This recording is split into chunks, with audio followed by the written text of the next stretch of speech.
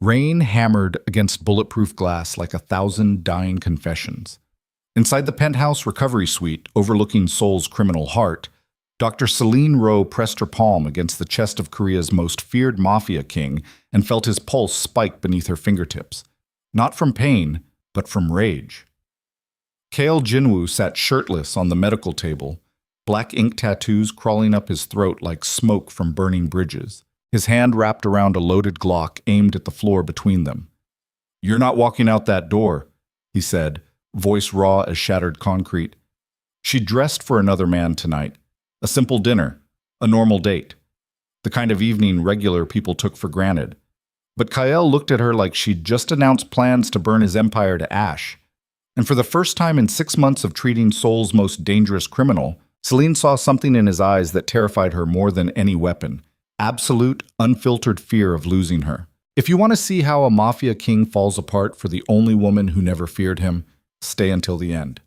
Hit that like button and comment the city you're watching from so I can see how far this story travels.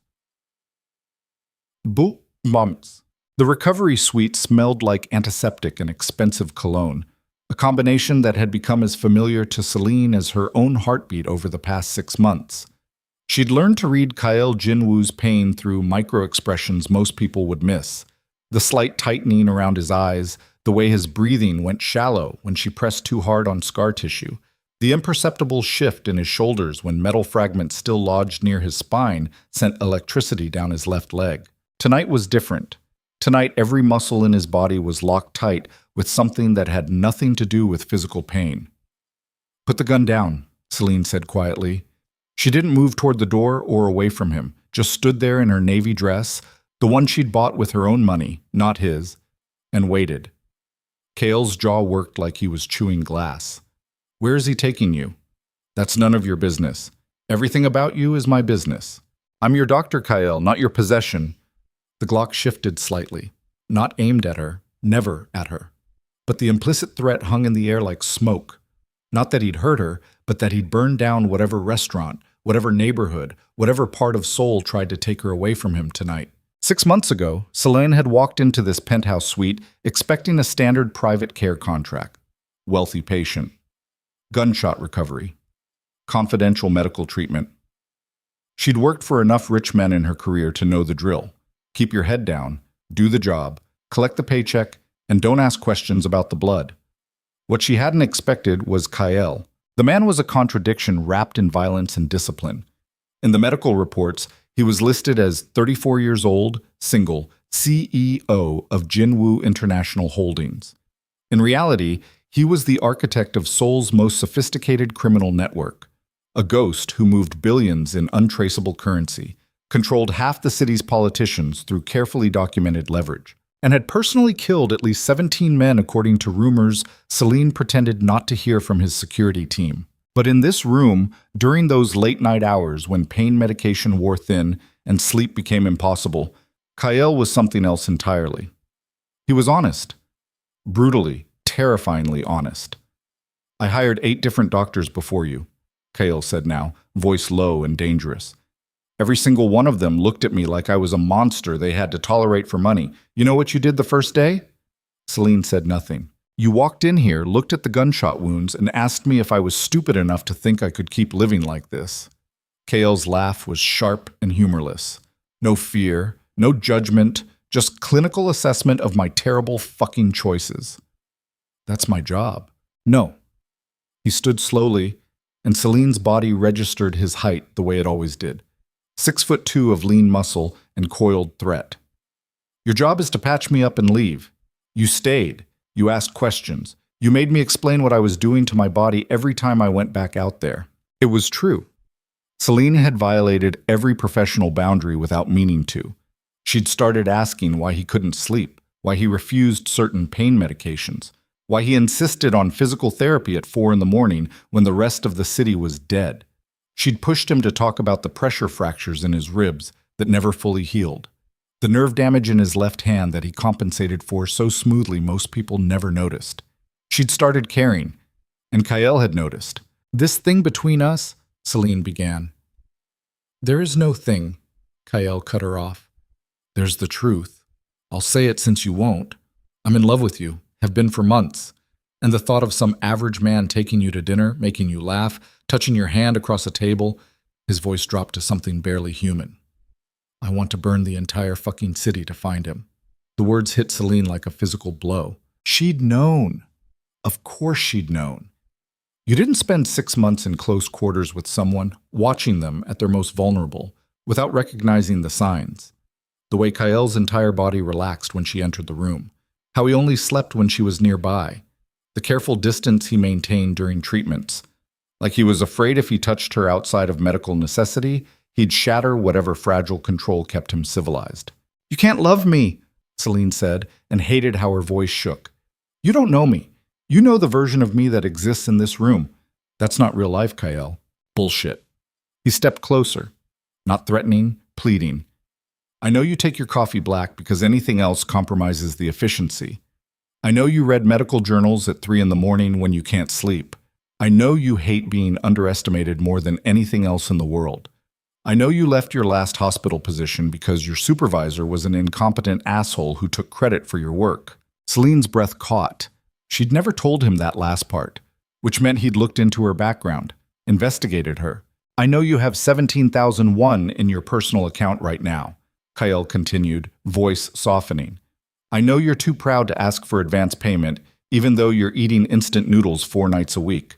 I know you dream about finishing your surgical residency, but can't afford the program fees. He paused. And I know the man taking you to dinner tonight is Dr. Han Minho from Seoul National University Hospital. 42 years old, divorced, drives a Hyundai. Asked you out 6 times before you finally said yes out of guilt. I appreciate. The level of detail was terrifying. You're proving my point, Selene said carefully. This isn't love. This is obsession. Maybe. Kael set the gun down on the medical table with deliberate care. But answer one question honestly. When you're with him tonight, eating whatever overpriced meal he chose to impress you, making polite conversation about hospital politics, will you think about me? Yes. The answer rose up so fast it nearly choked her. That's not fair, Selene whispered. Nothing about this is fair. Kael's eyes were dark and raw. You walked into my life when I was bleeding out. 6 months later, you're the only thing keeping me human, and now you're leaving to see if some normal man can make you happy. I can't stay here forever, Kael. This contract ends in 2 months. I need to figure out what comes next. So you're auditioning replacements. The bitterness in his voice made something crack inside Selene's chest. I'm trying to have a normal life, she said, fighting to keep her voice steady. Do you understand what it's like, living in this bubble with you? Everything here is controlled, perfect, isolated, but it's not real. Out there, she gestured toward the rain-soaked windows. Out there, I'm just another struggling doctor with student debt and no clear future. Then let me— No! Selene cut him off hard. You can't fix this with money. That's the problem. If anything happened between us while I'm still dependent on you financially, it would poison everything. I'd never know if I chose you because I loved you or because you represented security I desperately need. The silence that followed was crushing. Kael stared at her like she'd just explained a complex equation he couldn't solve through force or money or violence. For a man who controlled Seoul's criminal underground through fear and strategy, the concept of a problem he couldn't simply eliminate must have felt like drowning. So what do you want? He asked finally. I want to know who I am without you, Selene said. I want to finish my education, build my career, stand on my own feet, and then maybe, if there's still something between us, there will be. You don't know that. I do. Kael moved closer, stopping just inches from her, close enough that she could feel the heat radiating from his skin, smell the rain and smoke clinging to him. Because I've spent 6 months watching you become the most extraordinary thing in my life, and you've spent 6 months seeing every ugly truth about who I am. You know what I've done. You know what I'm capable of, and you're still here. Selene's resolve wavered. Kael, go to dinner, he said quietly. See if Dr. Han can make you feel something. And if he does? Something flickered across Kael's face, raw fear and determination fighting for dominance. Then I'll learn to live with it, because the alternative is trapping you here. And that's not love. That's just another kind of violence. The words hung between them like a confession. Selene had spent months watching Kael navigate the brutal mathematics of power.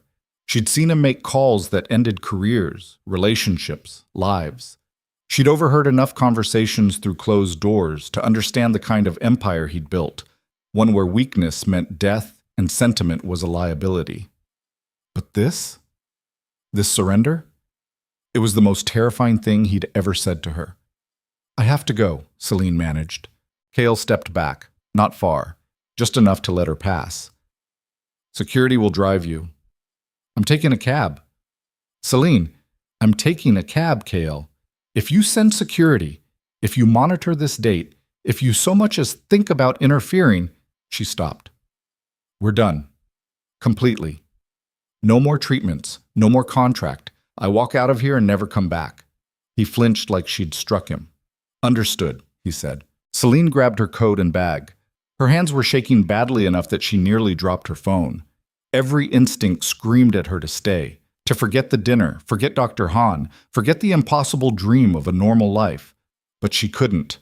If she stayed now, she'd never know if what she felt for Kael was real or just a trauma bond forged in isolation and proximity. At the door, she paused. The gunshot wound in your shoulder needs the dressing changed in 6 hours. There's extra gauze in the medical cabinet. If there's any fresh bleeding, I'll be fine. Kael, go, Selene. She left. The elevator ride down 73 floors felt like falling through empty space. Selene made it to the lobby, through the rain, into a cab driven by a man who didn't speak English and didn't ask questions. She gave him the restaurant address in broken Korean and stared at Seoul's neon-blurred skyline through water-streaked windows. Her phone buzzed. Unknown number. She should ignore it, should focus on the date, on Dr. Han and his kind smile and safe, predictable future. Instead, she opened the message. Your medical school tuition for the next 3 years has been paid in full. Residency program fees covered. A trust fund containing 800 million won has been established in your name. No strings attached, no expectations. Build your life. Become everything you're meant to be. Whether or not that life includes me is your choice.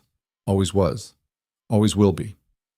Selene's vision blurred, not from rain. She read the message twice. 3 times.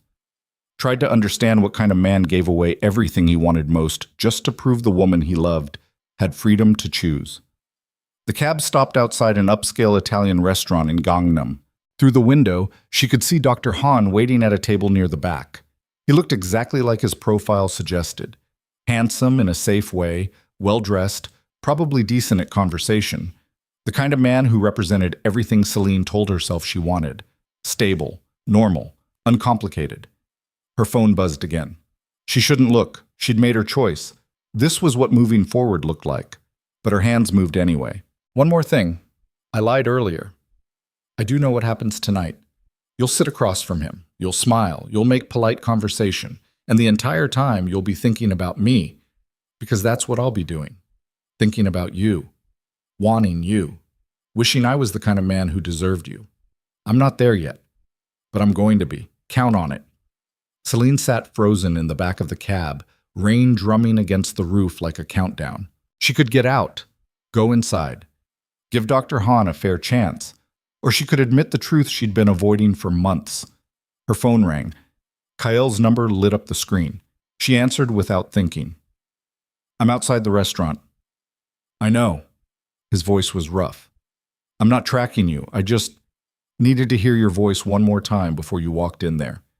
Kael, you were right, he said, about everything. I can't love you properly while you're dependent on me.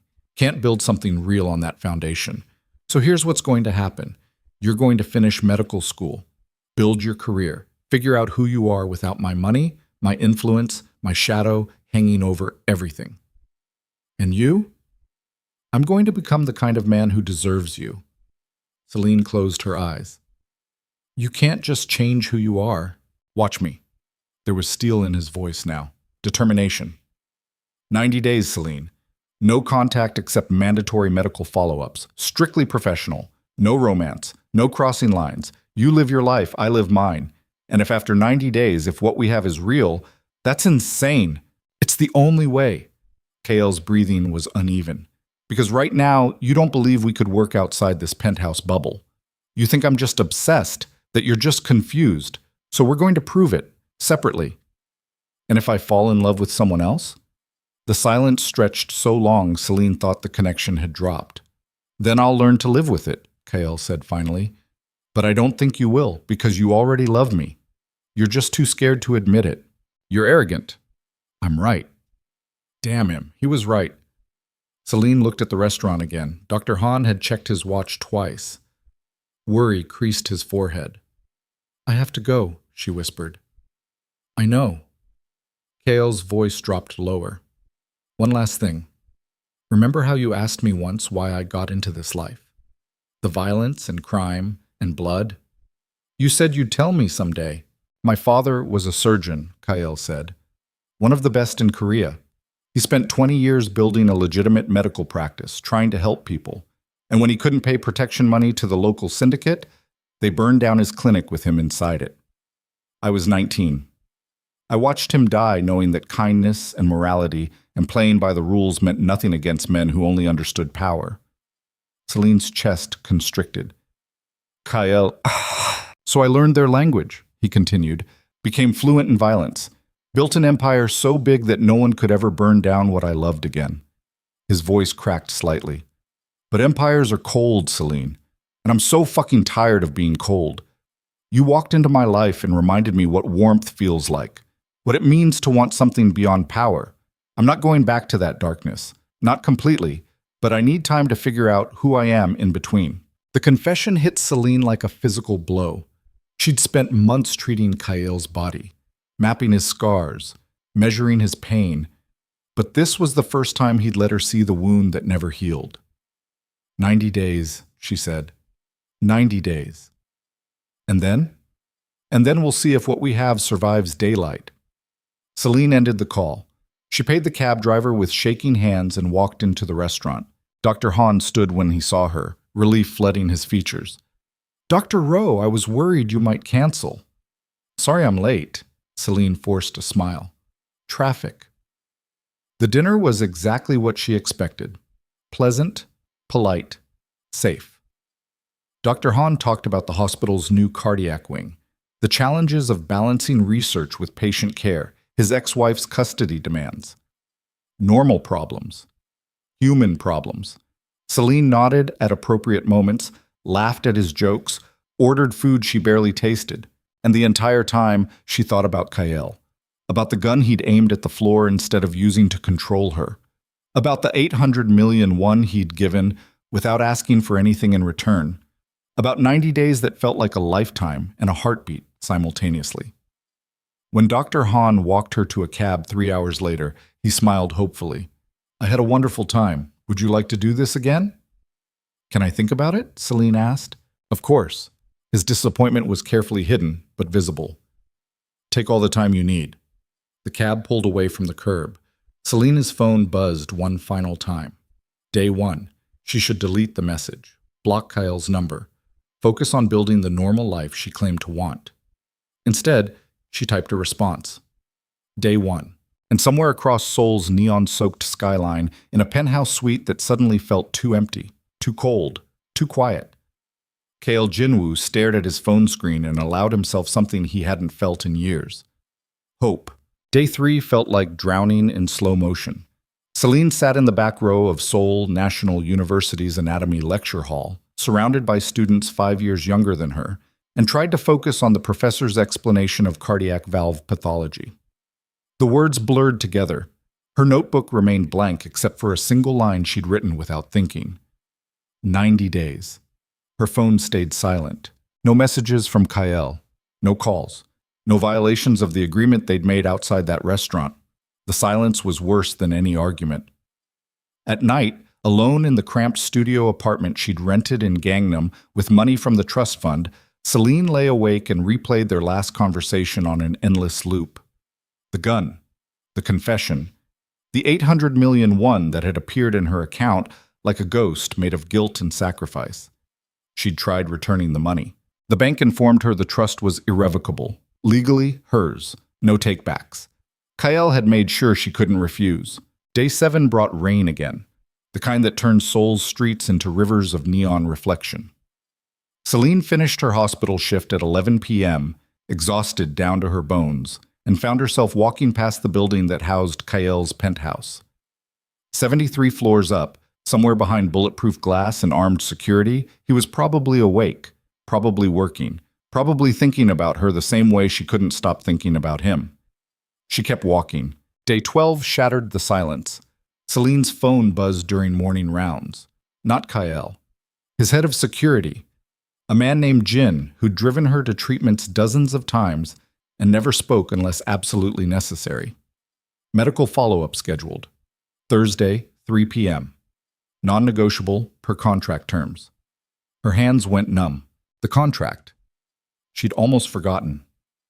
As Kael's private physician, she was legally obligated to monitor his recovery for another 6 weeks, which meant seeing him, being in the same room, maintaining professional distance while every cell in her body screamed at her to. Selene deleted the thought before it could fully form. Thursday arrived wrapped in humidity that made Seoul feel like a fever dream. Selene dressed carefully. Professional charcoal slacks, white button-down shirt, hair pulled back in a ruthlessly efficient bun. No makeup beyond what exhaustion demanded. She looked exactly like what she was. A doctor preparing for a routine follow-up. Not a woman about to see the man who'd ripped her world apart. The penthouse elevator required biometric clearance she still possessed. Her fingerprint unlocked 73 floors of vertical silence. When the doors opened, Jin stood waiting in the marble foyer. Dr. Rowe? He didn't smile. Never smiled. He's in the medical suite. How is he? Breathing, which told Selene absolutely nothing about Kael's physical condition and everything about his mental state. The penthouse felt different, colder somehow, despite the expensive climate control. Selene's footsteps echoed through spaces that had once felt intimate and now seemed vast and empty. She passed the sitting area where she'd spent countless hours reviewing Kael's medical charts. The kitchen where he'd insisted on making her coffee at 3 a.m. because you work too hard. The hallway lined with original artwork worth more than most people's homes. All of it meaningless without stop. Selene pushed open the medical suite door. Kael sat shirtless on the examination table, exactly where she'd left him 12 days ago. But everything else had changed. He'd lost weight. Not much, maybe 4 kilograms, but enough that the tattoos climbing his torso seemed sharper, more aggressive. Dark circles shadowed his eyes. His jaw was tight with the kind of tension that suggested he hadn't slept properly in days. He looked like a man fighting a war he couldn't win. Their eyes met. Selene's carefully constructed professional distance evaporated like water on hot stone. "You look like shit," she said. "Good to see you too, doctor." The formality in his voice hurt more than any insult. Selene set her medical bag on the counter with hands that trembled slightly. "When's the last time you slept?" "What day is it?"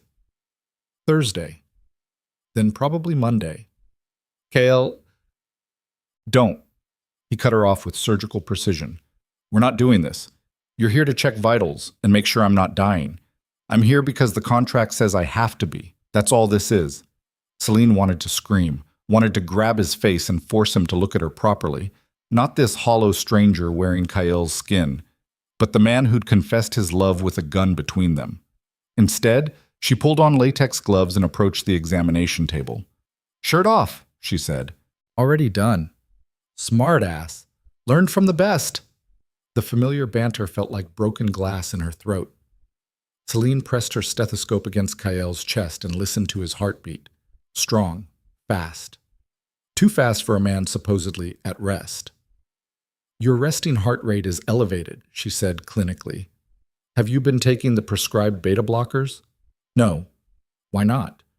"Because they make me slow, and I can't afford to be slow right now." Selene moved the stethoscope lower, cataloging the sounds of his body with practiced efficiency. Lungs clear. No fluid buildup. Circulation good. But his muscles were locked so tight she could feel the tension radiating through her fingertips. "What's happening out there?" she asked quietly. "Nothing that concerns you." "Kael, I said it doesn't concern you." His voice was flat, dead. You wanted separation. You wanted to build your own life without my shadow hanging over everything. So that's what I'm giving you, which means you don't get to ask about my business. The words hit like a physical blow. Selene stepped back. Turn around. I need to check the surgical site. Kael complied without comment. The gunshot wound had healed remarkably well. Clean scar tissue. No signs of infection. But surrounding the injury were new bruises, purple and yellow and sick green, that told a story Selene didn't want to read. You've been fighting, she said. Observant as always, doctor. How many times? Does it matter? It matters if you've re-injured the underlying tissue. Selene pressed carefully around the wound. Kael's breathing hitched slightly. There. That hurt? No. Liar. She pressed it again, harder. You've got deep tissue damage, probably tore the repaired muscle. You need an MRI. I'll live. You'll live with permanent nerve damage if you keep this up. Then I guess that's what happens. Selene wanted to hit him, actually strike him across that beautiful, infuriating, self-destructive face. What are you doing? She demanded. What's so important that you're tearing yourself apart 12 days into... She stopped. Kael turned around slowly. His eyes were hollow. You wanted me to become someone worthy of you. That takes work. Turns out dismantling a criminal empire is harder than building one. The confession hung between them like smoke. What are you talking about? Selene whispered. You think I didn't hear you that night? When you said you couldn't be with me while I was still running blood money through legitimate businesses? Controlling politicians? Making decisions that got people killed? Kael's laugh was bitter. So I'm cleaning house, severing ties with the syndicates, redirecting capital into legal ventures, and every organization I cut loose is now trying to kill me for the perceived weakness. Selene's world tilted. You're getting out. I'm trying to. Because of me. Because of you. Because of what I want us to be. He stood, and suddenly the space between them felt impossibly small. But you don't get to know the details. You don't get to carry that weight. This is my mess to clean up. People are trying to kill you. People have been trying to kill me for 15 years. I'm still here. Kael. We're done. He pulled his shirt back on with movements that suggested pain he'd never admit to. Medical assessment complete. I'll see you in 2 weeks for the next follow-up. You're bleeding. Kael froze. What? Selene pointed to his left side where fresh blood was seeping through the white shirt. You've reopened something. Sit down. I'm fine. Sit down. For a moment, he looked like he might refuse, might walk out and let himself bleed rather than accept her help for one more second. Then his shoulders sagged slightly, and he sat. Selene peeled the blood-stained shirt off and examined the wound properly. Not the gunshot injury. Something new. A knife slash across his ribs, maybe 3 days old, stitched badly by someone who clearly wasn't a medical professional. Who did this? She asked. Competitor. Who stitched it? Jin. Jin is a security specialist, not a surgeon. Selene grabbed supplies from her medical bag. This is infected. You need antibiotics. I'm taking them. Which ones? Kael rattled off a prescription that made Selene close her eyes in frustration. That's for urinary tract infections, you idiot, not deep tissue wounds. She began cleaning the injury with more force than strictly necessary. Kael hissed but didn't pull away. What else? What else are you hiding? Nothing. Kael, nothing you need to worry about. Stop protecting me, Selene's voice cracked.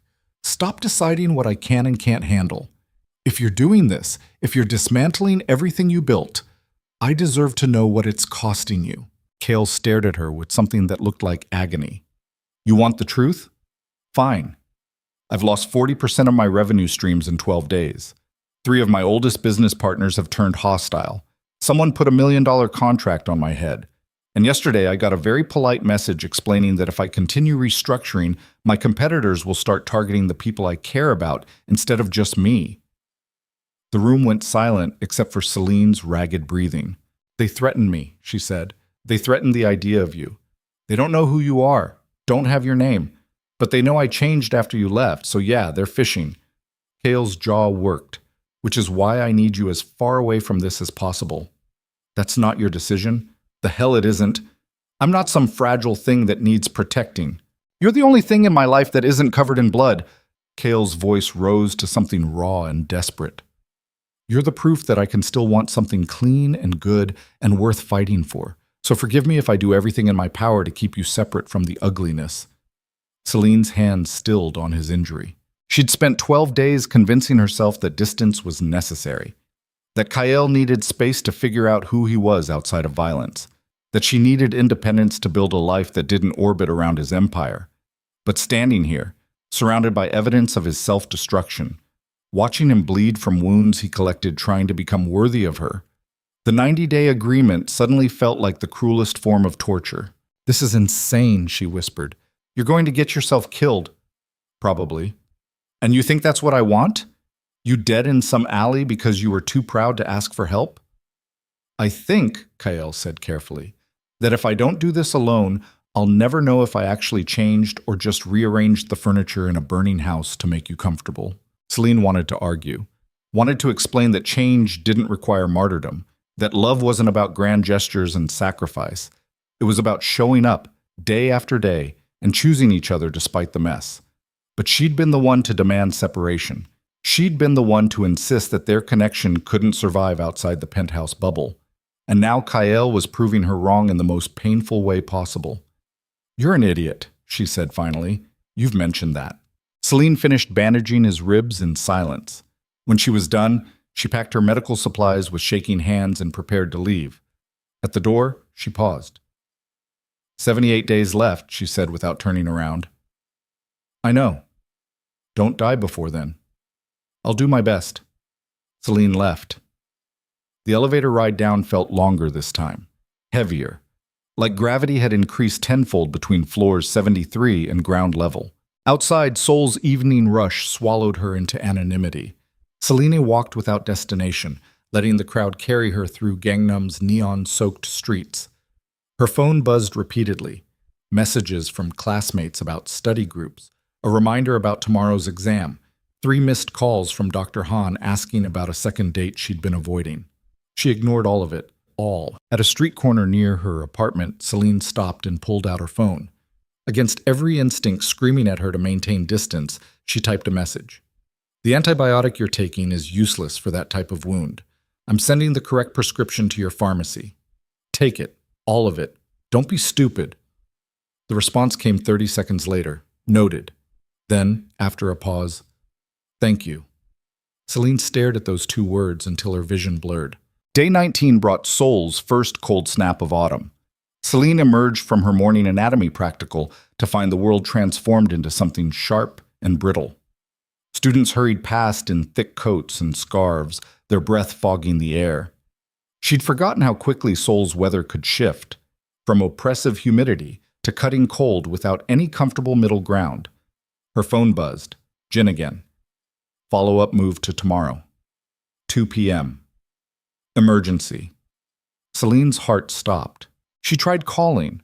No answer. Tried texting for details. Nothing.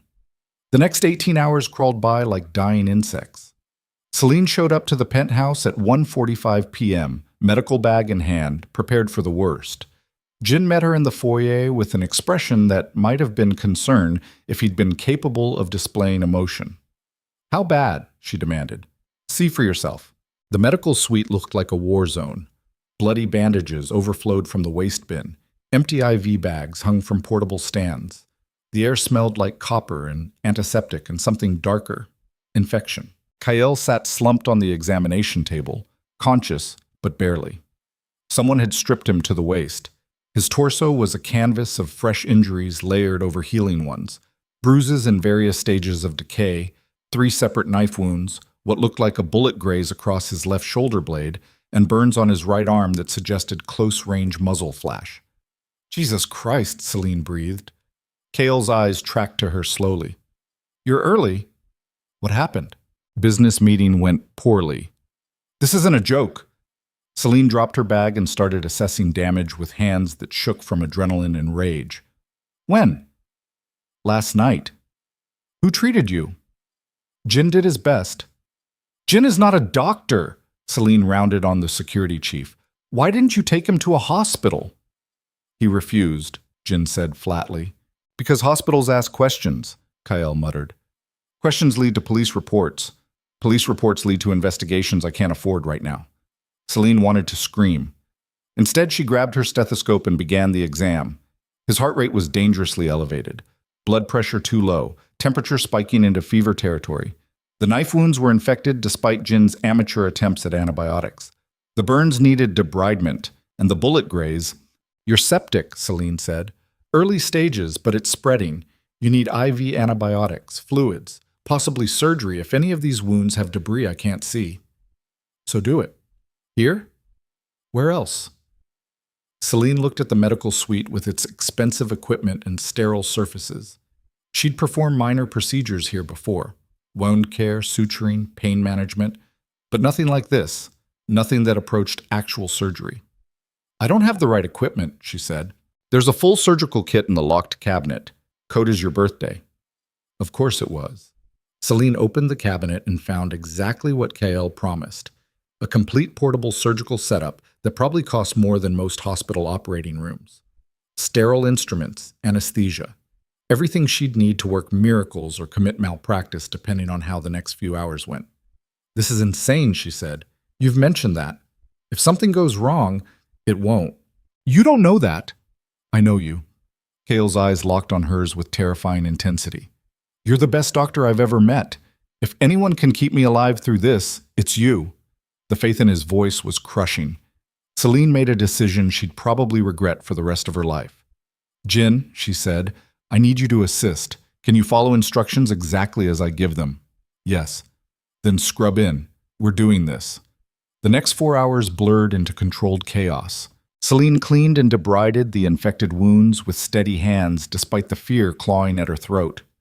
She'd administered local anesthesia for the worst injuries, but Kael had refused anything stronger, insisted he needed to stay alert in case something happened, in case enemies traced him here, in case this was all a trap he hadn't seen coming yet. The paranoia was almost worse than the injuries. Talk to me, Selene said as she worked. Stay conscious. Tell me what day it is. Thursday. What's my name?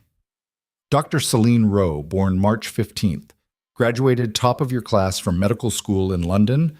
Favorite coffee is black. Hates being underestimated. Thinks I'm an idiot. You are an idiot. Selene sutured a knife wound with precision born from countless hours of practice. What happened last night? Negotiation. With who? The Songpa faction. They run most of the illegal gambling in eastern Seoul. Kael hissed as she hit a nerve. I told them I was pulling my protection, that I wouldn't be their political shield anymore. And they responded with knives. They responded with an invitation to reconsider. The knives came when I declined. Selene paused. How many were there? 6. And you? Just me. Kael, Jin was securing a separate meeting across town. By the time he realized it was a setup, I'd already handled it. Handled it, Selene repeated. You're covered in stab wounds and you call that handling it? I'm alive. They're not. The casual way he said it made Selene's stomach turn. She'd known abstractly what Kael was capable of, had heard rumors, seen evidence in the scars covering his body, but hearing him confirm kills with the same tone someone might use to discuss grocery shopping. You killed 6 men, she said. They were trying to kill me first. That doesn't make it better. No. Kael's voice softened. It doesn't, but it makes it survival. Selene finished the suture and moved to the burns. 2nd degree. Painful, but manageable. She applied antibiotic ointment with careful hands. This can't continue, she said. You're one bad night away from bleeding out in an alley. I know. Then stop. Can't. Why not? Because I made you a promise. Kael's eyes found hers. 90 days. You wanted me to become someone worthy of you. Someone who isn't built entirely from violence and blood money. That's what I'm doing. Not like this. Then how? Frustration bled into his voice. You think I can just walk away? Retire? Send a polite email to every crime boss in Seoul explaining I'm done now? That's not how this works. Every connection I sever leaves me weaker. Every bridge I burn makes me a target. The only way out is through. And if you die halfway through? Then at least I tried. Celine's hand stilled. You think I want this? You destroying yourself to prove some point? I think, Kael said carefully, that you wanted distance so you could figure out if I'm capable of change. So I'm changing. And it turns out change is brutal and messy and might actually kill me. But at least you'll never wonder if I was willing to try. The logic was insane. It was also heartbreaking. Selene finished bandaging his burns in silence.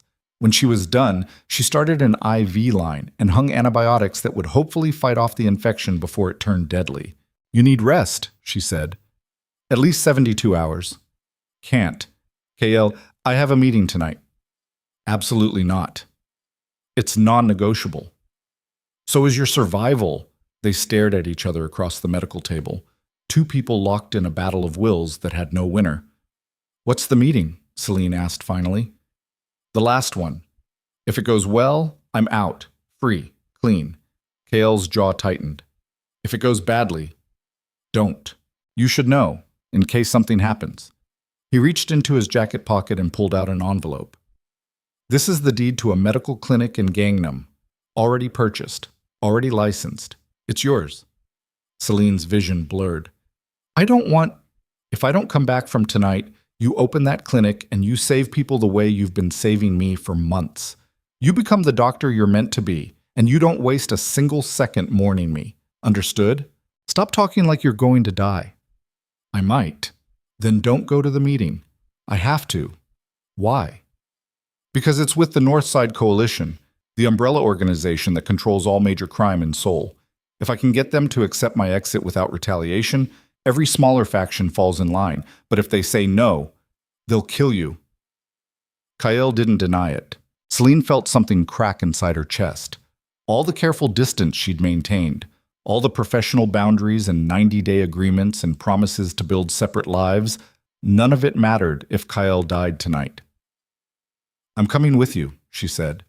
Absolutely not. You just said you might not survive. You're injured, infected, and barely staying conscious. You need medical support. What I need is for you to be nowhere near this.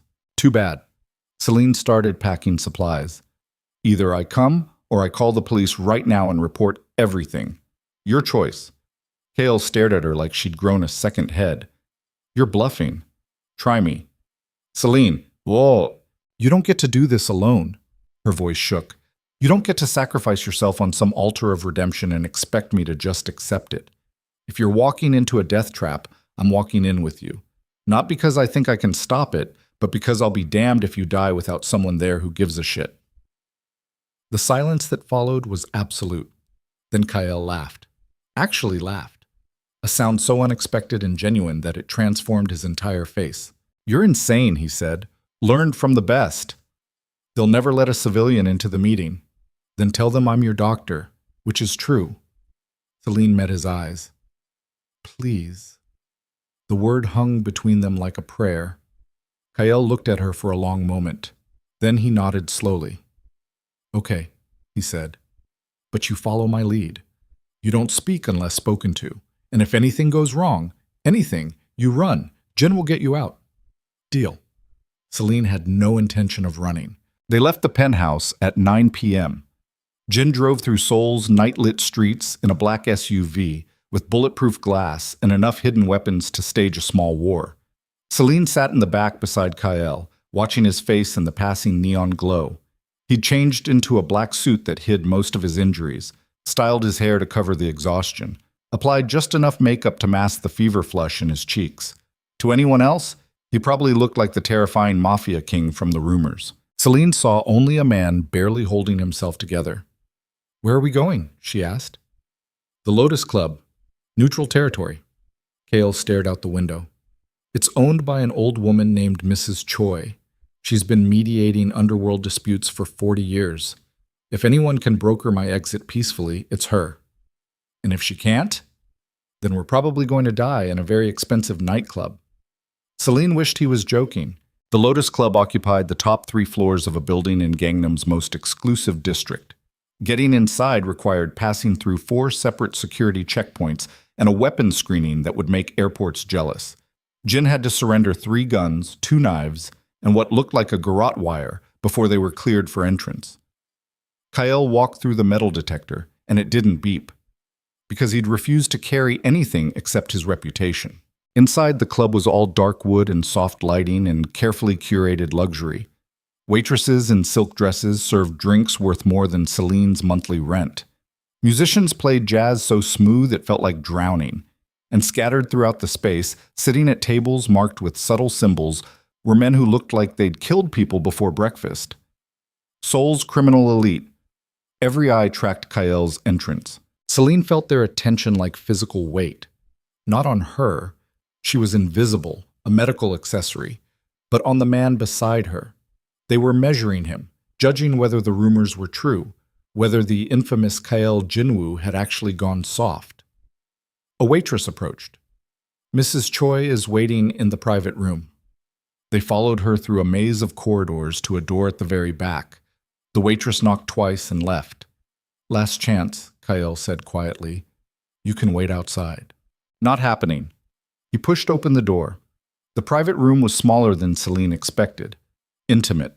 A single round table sat in the center, surrounded by chairs, occupied by 5 men and one elderly woman who radiated the kind of power that didn't need violence to be terrifying. Mrs. Choi was 70, if she was a day.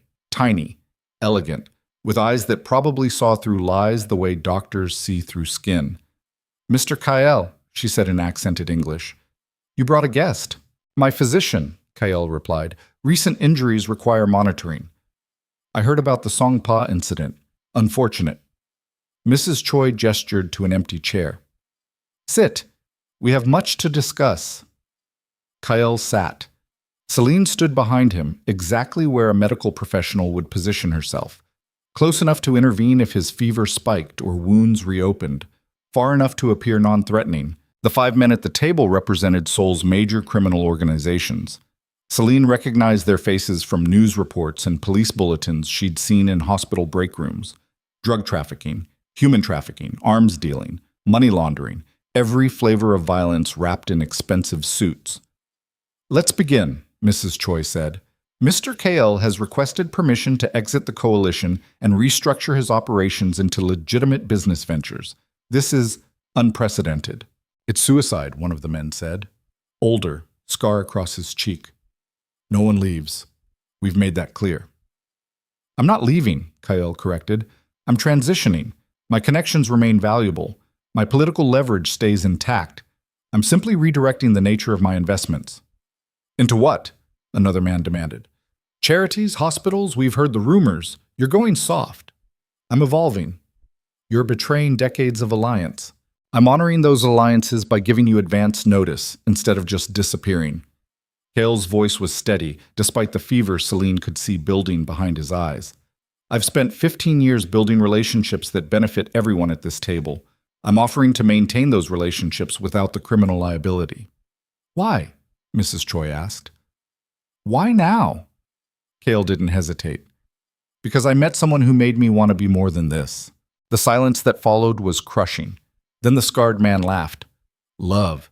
He's doing this for love." "I'm doing this for my future," Kael said coldly, "which I'd prefer not to spend in prison or dead in an alley. The authorities are closing in. International pressure is increasing. Operating the way we always have is becoming impossible. I'm simply being smart enough to adapt first. Or coward enough to run." Kael's jaw tightened. "Call me a coward one more time." "Gentlemen," Mrs. Choi interrupted, "violence in this room is forbidden. You know the rules." The tension didn't break, just stretched thinner. "Here's what I propose," Kael continued. "I transfer my remaining criminal operations to interested parties at 40% below market value. You divide the territory. I keep my legitimate businesses and political connections. Everyone profits. Everyone survives. No war, no bloodshed." "And if we refuse?" the scarred man asked. "Then I disappear anyway. But you don't get my operations. You get a power vacuum that tears Seoul apart while you all fight over the scraps." It was a brilliant threat. Selene could see the calculation happening behind 5 pairs of ruthless eyes. Kael was offering them a gift wrapped in survival instinct. Take the deal and profit. Refuse and risk chaos. But pride was a dangerous thing. I vote no, the scarred man said. We don't negotiate with deserters. Two others nodded agreement. Selene felt Kael's energy shift subtly, preparing, calculating odds. Mrs. Choi raised one hand. Before we finalize, I'd like to hear from the doctor. Every eye turned to Selene. Her throat went dry. I'm sorry? You're here, Mrs. Choi said, which means you matter to Mr. Kael. I'm curious what kind of woman inspires such dramatic change. It was a trap. Selene could feel it closing around her. I'm just his physician, she said carefully. Physicians don't attend criminal negotiations. She's here because I'm injured, Kael interjected. Nothing more. I don't believe you. Mrs. Choi's smile was sharp as broken glass. But that's irrelevant. What matters is that you've shown us your weakness. And weakness in our world is a death sentence. Kael stood slowly. Jin materialized in the doorway, two other security personnel behind him. But the 5 men at the table hadn't moved. They just sat there, smiling, because they'd already won. You can leave, Mrs. Choi said, but understand, the moment you walk out that door, you're no longer under coalition protection. Every enemy you've made over 15 years will come for you, and they'll start with her. She pointed at Selene. This was never a negotiation, Kael said quietly. You were always going to refuse. Of course, but we needed to see what you'd sacrifice first. Mrs. Choi's expression didn't change. Now we know. The doctor is your weakness, which makes her our leverage. Selene's blood went cold. Touch her, Kael said, and I'll burn this entire city to find you. Empty threats from a man who just declared himself nonviolent. I said I wanted to change. I never said I was incapable of violence. The temperature in the room dropped 10 degrees. Then Kael did something that would either save them or get them killed. He pulled out his phone and played a recording. Mrs. Choi's voice filled the room, crystal clear. We've been waiting for an excuse to eliminate Kael for years. The moment he shows weakness, we take everything. The date stamp was from 3 hours ago. The 5 men's expressions shifted from confidence to fury. You bugged the club, Mrs. Choi said. I bugged your personal phone 6 months ago, Kael corrected. Every conversation, every backroom deal, every order you've given to have rivals killed, all recorded, all backed up in 7 different locations. If anything happens to me or Dr. Rowe, that evidence goes to the federal prosecutors who've been building a case against you for the last 2 years. You're bluffing. Try me. Mrs. Choi stared at him for a long moment. Then she laughed. Actually laughed, a sound like wind through dead trees. You clever bastard, she said. You came here knowing we'd refuse, knowing we'd threaten your woman, just so you could play your trump card and walk out alive. I came here offering peace. You chose war. I'm simply better at it than you. For now. Mrs. Choi leaned back. Fine. You're out. Coalition protection revoked, but the recordings stay buried. And if we ever discover you've made copies, you'll never know either way. They stared at each other, two predators recognizing mutual threat. Get out, Mrs. Choi said, before I change my mind. Kael took Selene's arm and walked toward the door. They made it 3 steps before one of the men spoke. She's pretty. Shame if something happened to her. Kael stopped. Selene felt his entire body coil like a spring compressed past breaking point. Say one more word about her, Kael said without turning around, and I'll forget we're in neutral territory. Kael, Selene whispered, don't. Listen to your doctor, Mrs. Choi said. Walk away. For 3 endless seconds, Selene thought he might actually do it, might cross back across that line into violence and blood and everything he'd been trying to leave behind. Then his grip on her arm loosened slightly, and they walked out. The drive back to the penthouse happened in silence.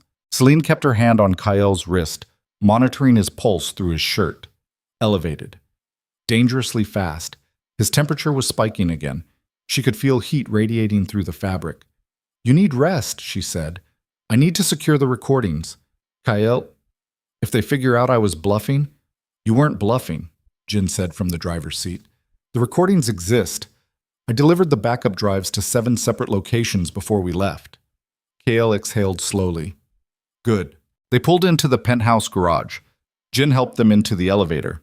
By the time they reached the medical suite, Kael was leaning heavily on Selene's shoulder. You're crashing, she said, adrenaline wearing off. I'm fine. You're about to collapse. He did. Not dramatically, just sort of folded into the examination table like his legs had stopped working. Selene caught him before he hit the floor entirely. Jin, she called, help me get him horizontal. Together, they positioned Kael on the medical table. Selene checked his vitals with shaking hands. Blood pressure dropping, fever at dangerous levels. His body was shutting down from stress, infection, and exhaustion all hitting simultaneously. Hospital, she said. Now. No. Kael's voice was barely audible. Can't risk it. You're septic. The infection is spreading faster than the antibiotics can fight it. You need IV medication I don't have here. You're smart. You'll figure it out. Kael, please. His eyes found hers. Even half-conscious, even burning with fever, his gaze held absolute trust. I need you. The 3 words destroyed her. Selene made a decision that violated every medical protocol and probably several laws. Jin, she said, I need you to get these medications. She scrawled a list. Everything on here, I don't care what it costs or where you have to go, just get it in the next 2 hours. Jin took the list and left without question. Alone in the medical suite, Selene stripped Kael down to his underwear and began the desperate work of saving his life. She started aggressive IV fluids, stronger antibiotics, ice packs to bring down the fever. She cleaned every wound again, looking for hidden debris or pockets of infection she'd missed earlier. Her hands moved with practiced efficiency even as her mind screamed that this was insane, that he needed a real hospital with real equipment and a surgical team on standby. But she understood why he refused. Going to a hospital meant questions, police reports, investigations that would unravel everything he'd tried to build. So instead, Selene became a one-woman ER in a penthouse suite overlooking Seoul, fighting to keep the man she loved from dying 73 floors above the city that had made him and might yet kill him. Hours blurred together. Jin returned with the medications. Selene administered them with mechanical precision. Kael drifted in and out of consciousness, muttering things that made no sense, and then suddenly looking at her with perfect clarity. You came with me, he said during one of those clear moments. Of course I did. You could have died. So could you. That's different. No, Selene said fiercely. It's really not. Kael reached up with one shaking hand and touched her face. 90 days. 61 days left, she corrected. Too long. I know. I'm not going to make it. You're going to make it if I have to drag you through hell myself. He smiled. Actually smiled. Bossy. Learned from the best. Then his eyes closed again, and his breathing evened out into something that might have been sleep or might have been unconsciousness. Selene couldn't tell and was too exhausted to figure out the difference. She stayed beside him all night, monitoring vitals, adjusting IV drips, replacing soaked bandages, watching his chest rise and fall with each breath and praying that the next one would come. At dawn, his fever finally broke. Selene checked his temperature 3 times to be sure. Normal. Still elevated, but in the range where his body could fight without shutting down completely. He was going to survive. She allowed herself exactly 30 seconds to fall apart. Then she cleaned up the medical suite, documented everything in his chart, and prepared to leave before Kael woke up and saw exactly how terrified she'd been. At the door, she paused. On the medical table, Kael slept with one hand stretched toward the chair where she'd spent the night, like he'd been reaching for her even unconscious. Selene crossed back to him and very gently took his hand. 61 days, she whispered. Don't you dare die before then. His fingers tightened slightly around hers. Then she left. Outside, Seoul was waking up to another cold autumn morning. Selene stood on the penthouse building's front steps and watched the city transform from darkness into light, neon fading to daylight, shadows becoming streets full of ordinary people doing ordinary things. Her phone buzzed. Unknown number. She should ignore it. Should go home, shower, sleep, pretend the last 12 hours hadn't happened. Instead, she opened the message. Mrs. Choi keeps her word, but others won't. You're marked now. They know your face, your name, where you live. If you stay in Seoul, you become leverage against him. If you leave, he has no reason to finish what he started. Choose. The message was unsigned. Selene stared at it until the words stopped making sense. Then she made a decision that would change everything. She typed a response to Kael's number. I'm leaving Seoul. Not because I'm scared, because if I stay, you'll never be free. 61 days. When they're done, find me. She sent it before she could change her mind. Then she walked away from the penthouse, from the city, from the man who'd shown her what it meant to love someone enough to set them free. And somewhere 73 floors above Seoul, Kael Jinwoo woke up alone in a medical suite that smelled like her perfume and tasted like goodbye, and realized the woman he loved had just made the same impossible sacrifice he'd made for her. Letting go. Kael woke to silence that felt like drowning. The medical suite was empty, clean, sterile. Like Selene had methodically erased every trace of the night she'd spent saving his life before walking away. His phone sat on the table beside him, screen dark except for a single message notification. He knew what it would say before he read it. His hands shook as he picked up the device. Fever or fury, he couldn't tell the difference anymore. The words on the screen blurred twice before his vision focused enough to read them properly. I'm leaving Seoul, not because I'm scared, because if I stay, you'll never be free. 61 days. When they're done, find me. Kael read it 3 times. Then he threw the phone hard enough to shatter against the wall. Jin appeared in the doorway 30 seconds later, weapon drawn, scanning for threats. She's gone, Kael said. His voice sounded like something scraped across concrete. Where? I don't know. Jin lowered the gun. She left before dawn. No security escort, no forwarding information. Find her. Sir, find her. Jin hesitated. She left intentionally, covered her tracks. If I pursue, it undermines everything she's trying to do. I don't give a shit what she's trying to do. Kael stood too fast and his vision swam. The IV line pulled against his arm.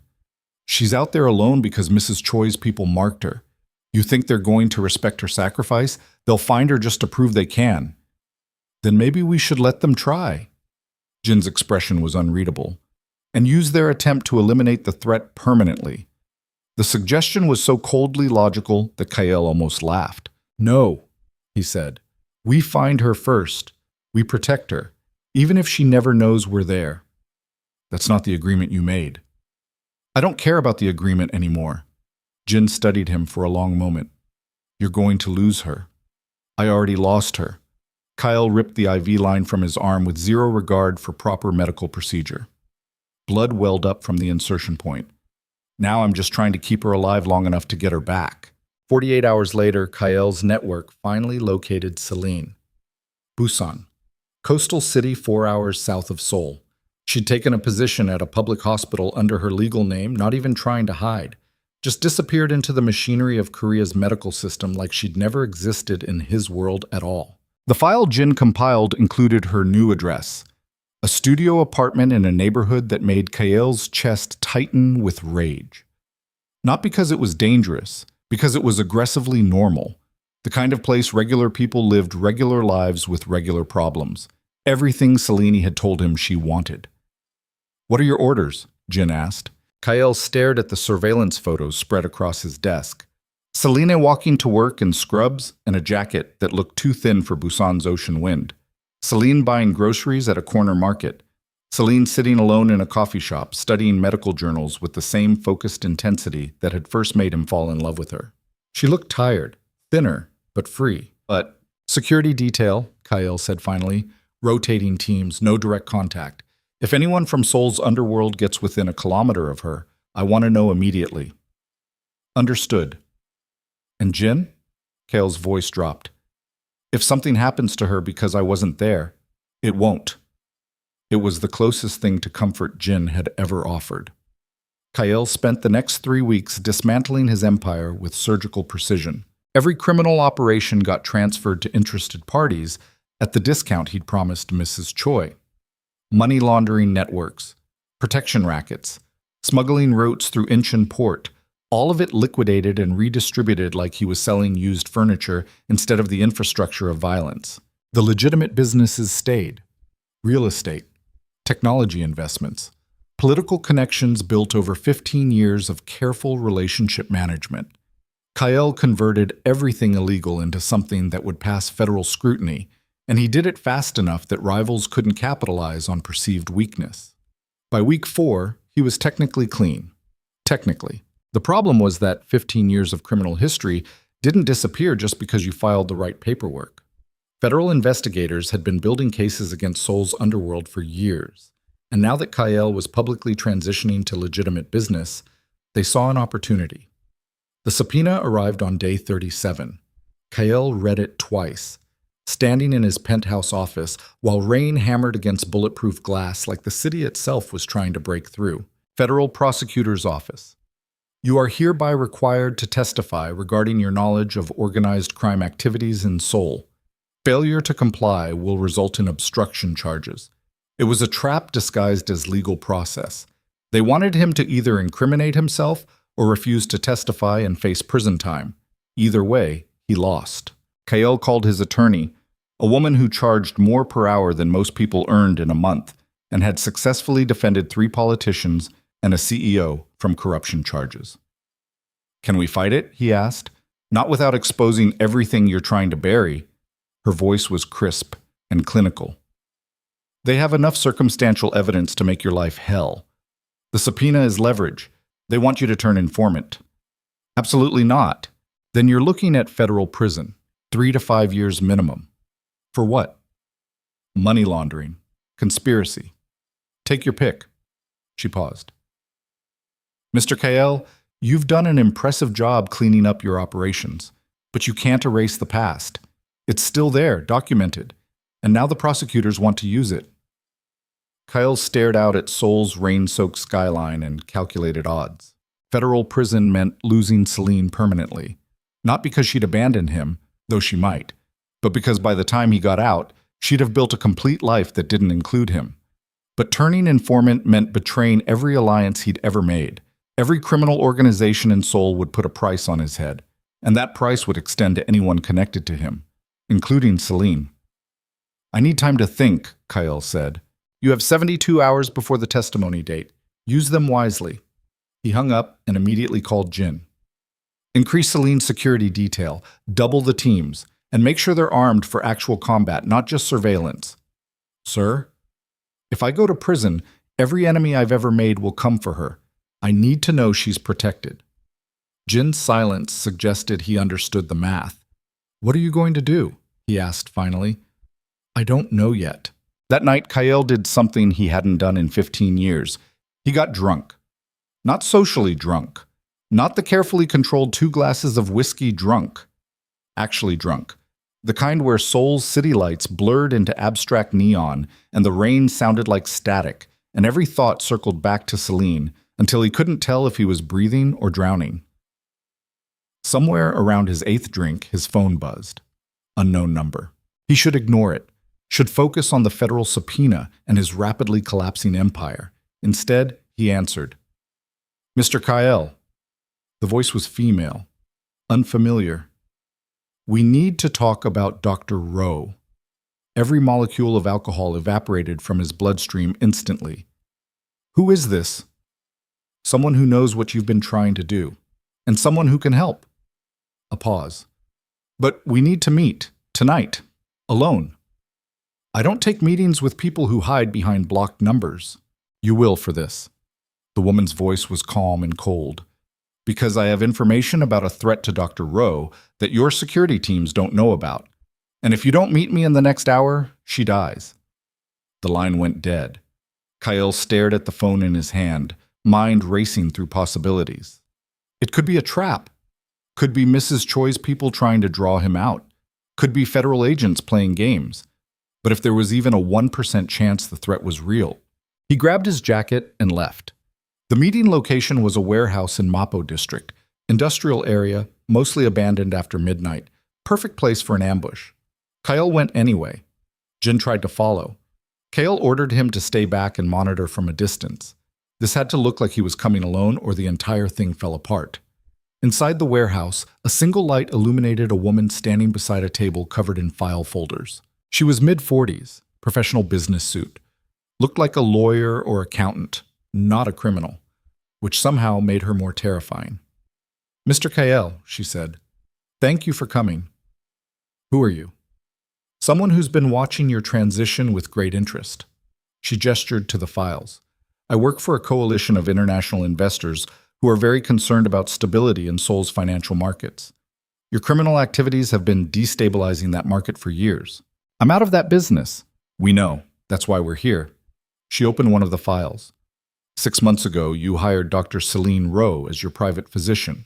4 weeks ago, she left Seoul and relocated to Busan. You've been running security on her ever since." Kael's blood ran cold. "How do you know that?" "Because we've been monitoring you since the day she entered your life."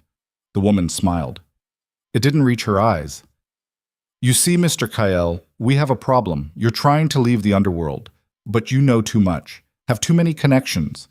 We can't allow you to simply disappear into legitimacy while carrying 15 years of incriminating knowledge. So you want me dead?" "No." She pushed a document across the table. "We want you controlled. This is a contract.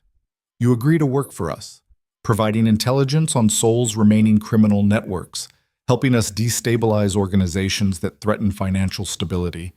And in return, we protect you from federal prosecution and guarantee Dr. Rowe's safety." Kael didn't touch the document.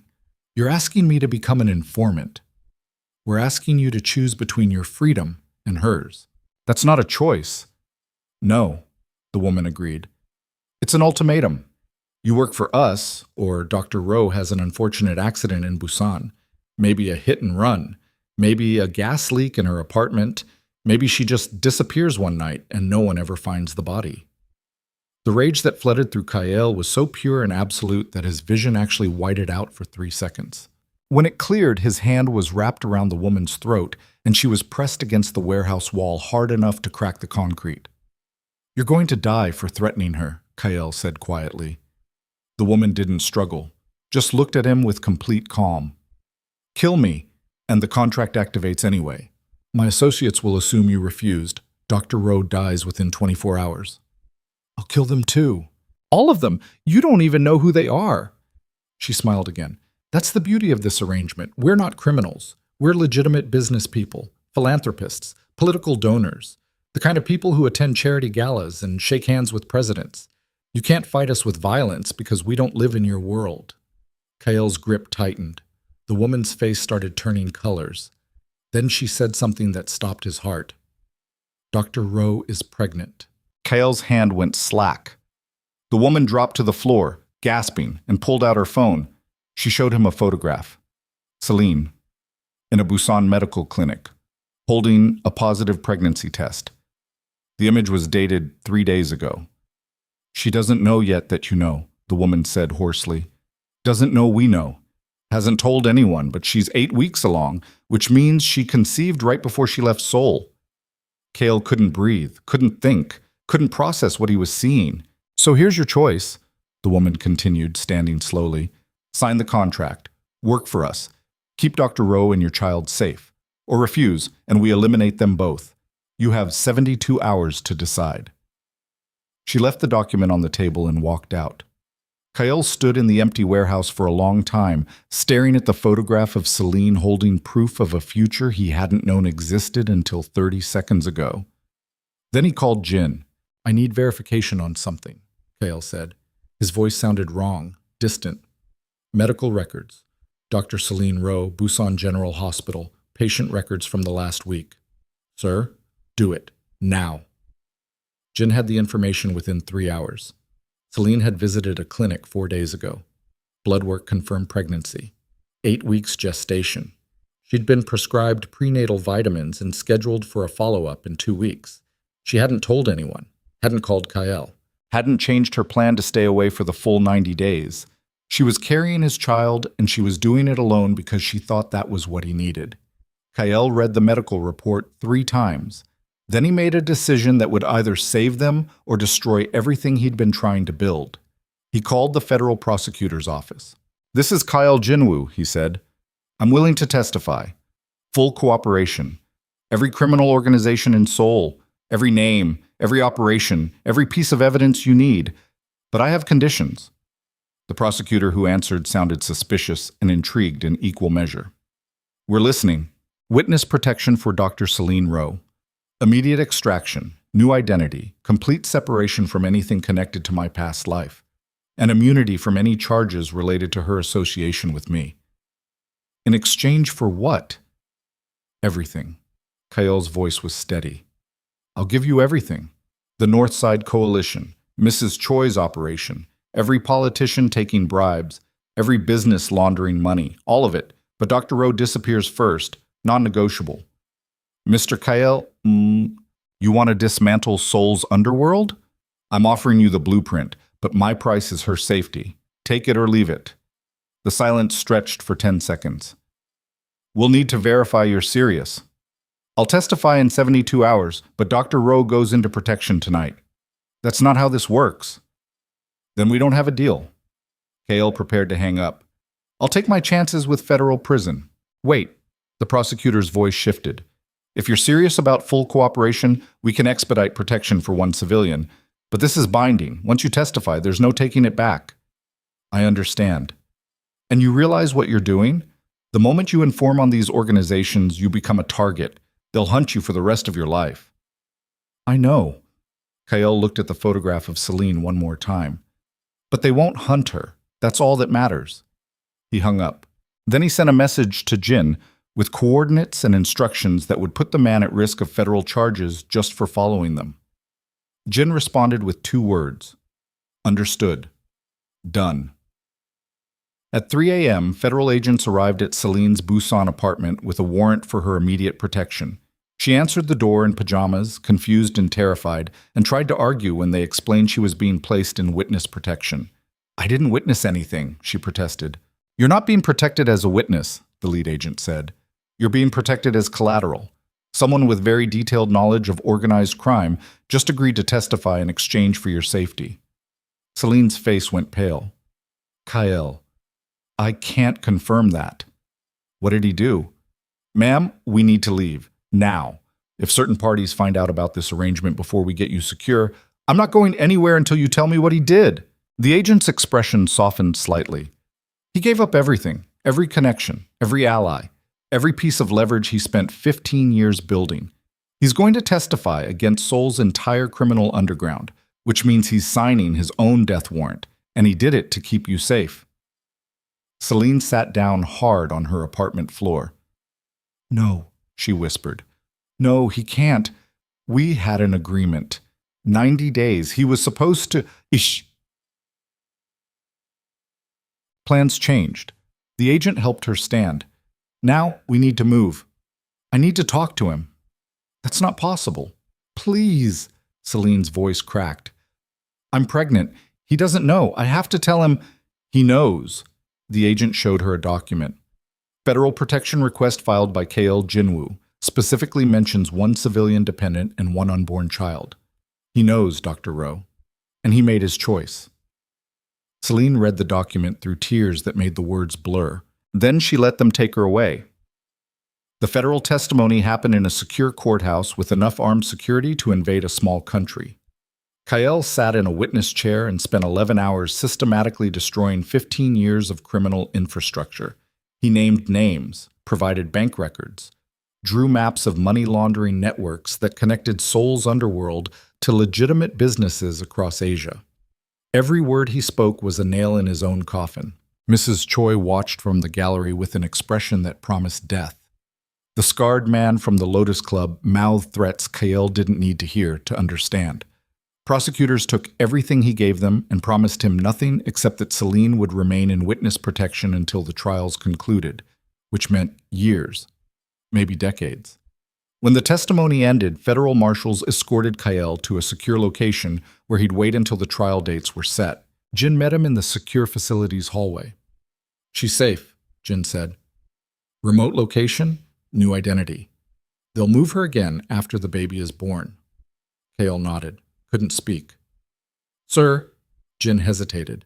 She asked to send you a message. The marshals wouldn't allow it, but she told me to tell you something. What? She said you're an idiot. Jin's expression might have been a smile, might have been pain. And that 61 days or 61 years she'll be waiting. Kael closed his eyes. Then he made one final call. The woman from the warehouse answered on the first ring. "Mr. Kael," she said, "I heard about your testimony. Impressive. Self-destructive, but impressive." "Our deal is void," Kael said. "Dr. Rowe is in federal protection. You can't touch her." "We could try." "You could. But then I'd have nothing left to lose. And I'd spend every remaining second of my life making sure you and everyone you work for dies screaming." His voice was ice and certainty. "I've given the Federals everything. My empire is gone. My freedom is gone. The only thing I have left is the knowledge that she's safe. Touch her, and I become the monster you should have been afraid of from the beginning." The silence that followed was long enough that Kael thought she might have hung up. Then, "Understood. The contract is nullified. Dr. Rowe is no longer our concern." "Swear it." "On my organization's reputation, she's untouchable." The line went dead. Kael sat in the federal holding cell and stared at white walls that would be his entire world until the trials concluded. He'd lost everything: his empire, his freedom, his future with Selene. But she was alive, safe, carrying their child in some anonymous location where Seoul's violence couldn't reach her. It was enough. It had to be enough. Except 2 days later, Jin appeared at the holding facility with an expression Kael had never seen before. Fear. "What happened?" Kael demanded. "Selene." Jin's voice was flat. "She's missing." The world stopped. "What do you mean missing?" "Federal Protection Detail checked in at 0800. She was secure. By 1200, when they did next check," Jin paused. "She was gone. No signs of struggle, no forced entry. She just disappeared." "That's impossible." "The marshals think she ran, left protection voluntarily." "Why would she do that?" Jin handed him a phone, burner device, completely untraceable. One message displayed on the screen. "If you want to see her alive again, you'll stop the testimony, recant everything, claim it was coerced. You have 24 hours. If the prosecutors proceed with the trials, Dr. Rowe and your child die. We'll make sure you watch." The message was unsigned, but Kael knew exactly who sent it: the International Coalition, the ones who wanted him controlled, not destroyed. They'd taken Selene anyway. Despite the federal protection, despite his testimony, despite every sacrifice he'd made, they'd taken her, and now Kael had to choose between destroying Seoul's criminal underground or saving the woman carrying his child. He looked at Jin with eyes that had gone completely dead. "Get me out of here," Kael said. "Sir, that's impossible. This is a federal facility. I don't care if it's the presidential palace. Get me out." His voice dropped to something inhuman.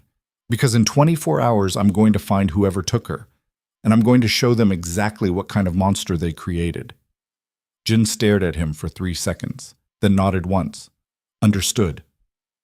And in that moment, every carefully constructed plan to become someone worthy of Selene's love died completely. Because the only way to save her now was to become exactly what he'd been trying to escape: the king of Seoul's underworld, built from violence, discipline, and absolute ruthless certainty.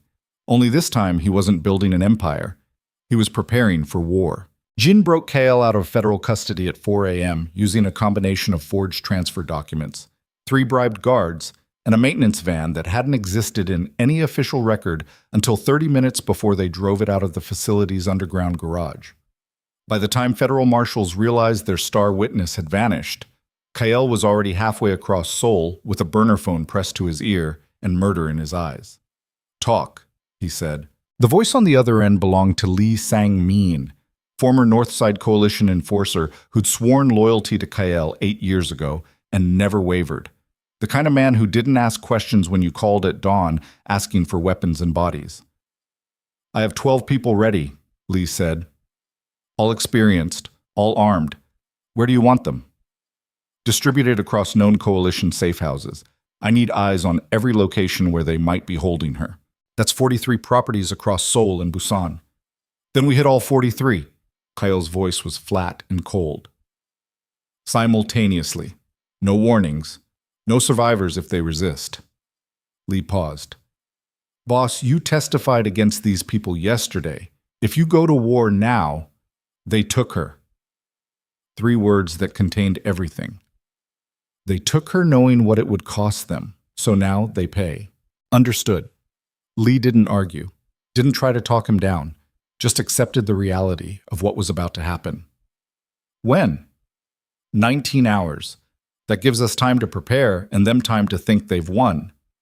Kael hung up and turned to Jin, who was driving the van through Seoul's pre-dawn streets with the kind of focused calm that suggested he'd done this exact thing before. The International Coalition, Kael said. The woman from the warehouse. I need her real name, her organization, every person connected to this. Already working on it. Jin's eyes never left the road. But sir, federal marshals will be hunting you within the hour. Every law enforcement agency in Korea will have your photo. You can't hide and wage war simultaneously. I'm not hiding. Kael checked the weapon Lee had left in the van's glove compartment. Glock 19, 15 rounds. He ejected the magazine, verified it was fully loaded, slammed it back home. I'm making myself as visible as possible. Let them come. Let everyone come. The more chaos, the better. That's suicide. No. Kael chambered around with cold precision. That's strategy. They're expecting me to run, to hide, to negotiate like I always have. Instead, I'm going to become the threat they should have killed when they had the chance. Jin's expression suggested he understood perfectly. They drove to an industrial building in Seongdong, one of Kael's former safe houses that technically didn't exist in any legal documentation. The kind of place where illegal things happened and no one asked questions because asking questions got you killed. Inside, Lee had assembled the promised 12 people. Kael knew all of them, had worked with them at various points over 15 years of building Seoul's most sophisticated criminal network. Enforcers, hackers, surveillance specialists, the ones who'd stayed loyal even after he'd tried to go legitimate. They looked at him now and saw exactly what he needed them to see. A man with nothing left to lose. Here's the situation, Kael said, without preamble. An international coalition has kidnapped Dr. Selene Rowe. She's 8 weeks pregnant with my child. They want me to recant my federal testimony in exchange for her life. We have 18 hours to find her before their deadline. One of the enforcers, a woman named Park, who'd once killed 3 men with a broken bottle, raised her hand. What's the plan if we find her? Extract her. Kill anyone who tries to stop us. And if we don't find her in time, then we kill them anyway. Kael pulled up a map on the table. These are the 43 locations where coalition members operate legitimate businesses. Banks, real estate firms, investment companies, all of them fronts for something darker. We hit every single one simultaneously at midnight. We tear them apart until someone tells us where she is. Boss, Lee said carefully. That's war on a scale Seoul hasn't seen in 20 years. Police will respond, federal agents, military if it gets bad enough. Good. Kael's smile was something sharp and broken. Let them respond. The more visible this becomes, the less the coalition can hide. They operate in shadows. I'm going to drag them into daylight and watch them burn. Park leaned forward. You're using yourself as bait. I'm using myself as a declaration. The moment I testified, I became toxic, untouchable. They thought that made me weak. Kael's eyes were dead calm. They were wrong. It made me free. Free to do things I couldn't do when I still had an empire to protect. The room went silent. Then Lee smiled. Actually smiled. You want to go out like a fucking legend. I want to get her back. Kael's voice didn't waver. Everything else is just casualties. They spent the next 6 hours preparing. Weapons distributed. Teams assigned. Surveillance deployed across every known coalition property. Kael's hackers, 2 brothers who could crack Pentagon security if properly motivated, started digging through encrypted communications and financial records. At 11 a.m., they found something. The younger brother, Kim Junho, pulled up a bank transfer on his laptop screen and pointed. Here, 3 million won moved from a coalition shell company to a private medical facility in Incheon. Transaction happened 6 hours ago. Medical facility, Kael repeated. His heart rate spiked. Why would they need medical? Pregnancy complications? Jin suggested quietly. Kael felt something crack inside his chest. Location? Now. Junho typed frantically. Private clinic, registered as a women's health center, but owned through 12 layers of shell corporations. All of them trace back to coalition funding. That's where she is. We don't know that for certain. That's where she is. Kael stood. Lee, take 8 people. Hit the clinic. Go in fast and loud. I want Selene out of there in the next hour. And you? I'm going to have a conversation with the woman who started this. Jin stepped forward. Sir, we still don't have her identity. Then it's time we asked nicely. Kael pulled out his phone and dialed the number from the warehouse meeting. It rang 4 times before connecting. Mr. Kael. The woman's voice was calm, amused. I wondered when you'd call. Where is she? Safe. For now, depending on your cooperation. I want proof of life. You'll get proof when you recant your testimony. That's not how this works. Kael's voice was ice wrapped in razors. I want to hear her voice right now, or I start dismantling your organization piece by piece until there's nothing left but blood and screaming. The woman laughed, actually laughed. You're in no position to make threats. You're a fugitive. Every law enforcement agency in Korea is hunting you. You have no empire, no protection, no leverage. I have rage. That's better than leverage. Silence. Then, hold. The line clicked. 10 seconds passed. Then Selene's voice came through, shaking but alive. Kael, are you hurt? He cut her off. I'm fine. The baby's fine. But Kael, you can't put her back on, Kael said to whoever was holding the phone. Another click. The woman returned. Satisfied? For now. Kael's breathing was uneven. Here's my counteroffer. You release her unharmed in the next hour. I'll disappear. No testimony, no war. I'll vanish so completely you'll never find me. And why would we believe that? Because I'm offering you the only thing you actually want. My silence. The federal testimony is already done. Can't take it back. But I can refuse to appear at the trials. Without me on the stand, most of your people walk. All you have to do is give her back. The woman considered this. And if we refuse? Then in 12 hours, Seoul's criminal underground stops existing.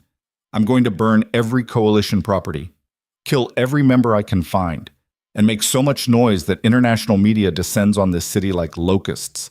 Your shadow operations become front-page news. Your legitimate businesses get investigated. Your political connections get exposed.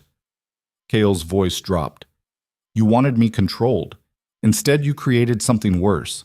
A man who knows where all your bodies are buried and has nothing left to lose. More silence. 1 hour, the woman said finally. Incheon Pier, South Dock. Come alone. I'm bringing security. Then she dies. Then you die. Kael smiled without humor. And everyone you work for, and everyone they love, I'll make it a generational project. The line went dead. Kael looked at Jin. That was either a trade or a trap. Probably trap. Agreed. Kael grabbed his jacket. Which is why you're going to hit the medical clinic while I go to the pier. If she's at the clinic, extract her. If she's at the pier, I'll handle it. And if she's at neither location, then we go to midnight plan and pray we're wrong. Lee's team hit the Incheon Medical Facility at 12:47 p.m. They went in through the back entrance using bolt cutters and enough firepower to start a small war. The clinic's security, 2 private guards who looked ex-military, went down before they could radio for help. Inside, the facility was eerily quiet, too quiet for a legitimate medical operation. Lee moved through halls that smelled like antiseptic and fear, weapon raised, checking every room methodically. Empty. Empty. Empty. Then the 4th room on the 2nd floor. Lee kicked the door open and found Selene handcuffed to a hospital bed, IV line in her arm, dressed in a medical gown. She looked exhausted, terrified, but alive. Dr. Rowe, Lee said, lowering his weapon. We're here for Kael. Can you walk? Where is he? Selene demanded. Incheon Pier. It's a trap. Then why did you come here instead of there? Because he ordered us to. Lee started working on the handcuffs with a lockpick. Said if you were here, getting you out was priority. The cuffs clicked open. Selene ripped the IV from her arm with zero regard for proper medical procedure and stood on shaking legs. How long until the pier meeting? 13 minutes. Then we need to move. Now. Lee grabbed her arm to steady her. Dr. Rowe, you're in no condition. I don't care. Celine's eyes were fierce. If Kael walks into that trap thinking I'm still captive, he'll do something stupid. We have to get there first. That's impossible. It's 40 minutes across the city. Then you better drive fast. Kael arrived at Incheon Pier at exactly 1 p.m. The South Dock was a stretch of industrial waterfront lined with shipping containers and abandoned warehouses. Perfect place for an ambush, zero visibility from the street, easy to control access points. He parked the van Jin had stolen and climbed out slowly, hands visible, weapon holstered. The woman from the warehouse stood beside a black sedan, flanked by 6 armed men who looked like they ate bullets for breakfast. Mr. Kael, she said, punctual as always. Where is she? Not here. The woman smiled. Did you really think we'd bring her to a meeting where you might try something heroic? Kael's expression didn't change. So this was just to confirm I'd come alone. Exactly. She gestured to her security. Now you're going to get back in your van and drive to a secondary location. If you comply, we'll discuss terms for Dr. Rowe's release. If you resist, she didn't finish the sentence, because Kael drew his weapon and shot 3 of her security guards before anyone could react. The other 3 returned fire immediately. Kael dove behind the van as bullets punched through metal and glass. His shoulder screamed where a round grazed tissue that hadn't fully healed from previous injuries. Didn't matter. Pain was just information. He came up firing and dropped another guard with 2 shots center mass. The remaining 2 scattered for cover. The woman ran for her sedan. Kael sprinted after her, ignoring the bullets chewing up concrete around his feet. He reached the sedan just as she was climbing in and grabbed her by the jacket, hauling her back out. She fought, actually fought, drove an elbow into his ribs hard enough to crack something, twisted out of his grip with surprising skill. Ex-military, maybe special forces. Kael adjusted tactics, swept her legs, drove her face first into the sedan's hood, pinned her with his forearm across her spine. Where is she? He snarled. You're dead. The woman laughed despite the pain. You just assaulted a diplomat. International incident. Korea will extradite you to... I don't care about international incidents. Kael pressed harder. Something in her shoulder popped. Where is she? Medical facility? Incheon. She gasped the words. But you're too late. By now my people have moved her. You'll never find... A van came screaming onto the pier with engine roaring and tires smoking. Lee was driving. Selene was in the passenger seat. The van skidded to a stop 10 feet from Kael. Selene climbed out, still wearing the medical gown under Lee's jacket, and stared at the carnage with wide eyes. You shot them, she said. They were going to kill me. You're bleeding. I'm fine. Kael didn't take his eyes off the woman pinned beneath him. How did you get out? Lee's team hit the clinic. Selene walked closer. Kael, let her go. Not until... Let her go. Selena's voice was steady. This doesn't end with more violence. It ends with us walking away. They took you. Threatened our child. I know. Selene crouched beside him. And I'm telling you, let her go. Because if you kill her, you become exactly what they say you are. And I didn't fall in love with a monster. I fell in love with a man trying to be better. Kael stared at her. At the woman he'd destroyed his life to protect. At the impossible choice she was asking him to make. Then he released the woman and stepped back. She stood slowly, cradling her injured shoulder. This isn't over. Yes, it is. Kael's voice was dead certain. Because I'm going to make you a promise. If you or your organization ever come near Selene again, I won't kill you quickly. I'll make it last. Weeks, months. I'll make you watch everyone you care about die first. And then, only then, when you've experienced every possible form of suffering, he smiled without warmth. I'll let you beg for death that won't come. The woman went pale. Get out of here, Kael said, before I change my mind. She ran for the sedan and drove away without looking back. Police sirens wailed in the distance, growing closer. We need to move, Jin said from the van.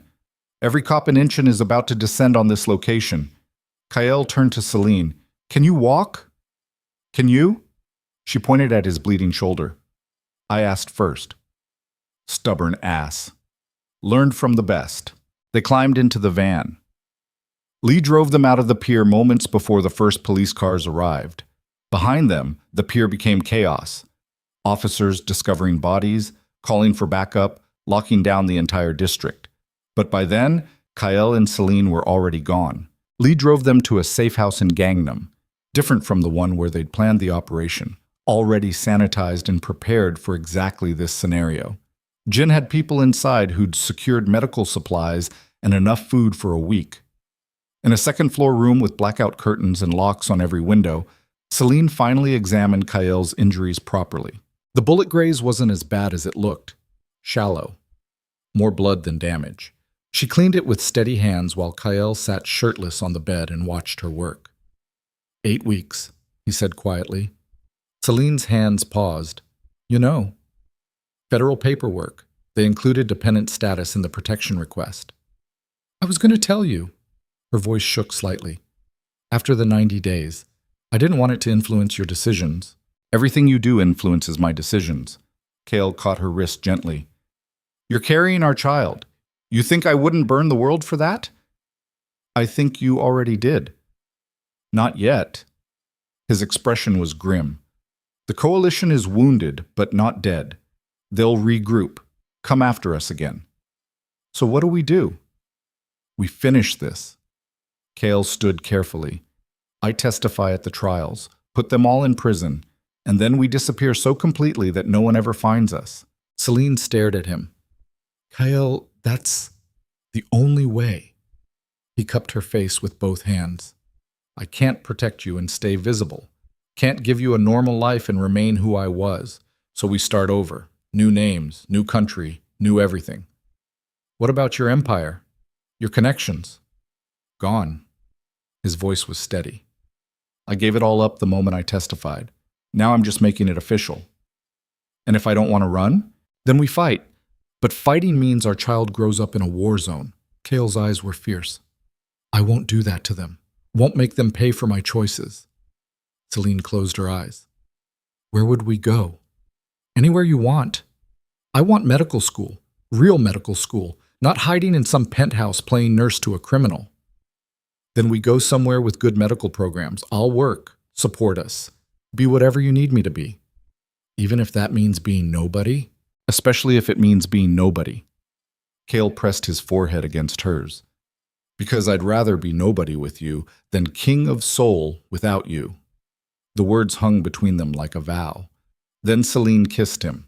Not gentle, not careful, like she was trying to consume him completely.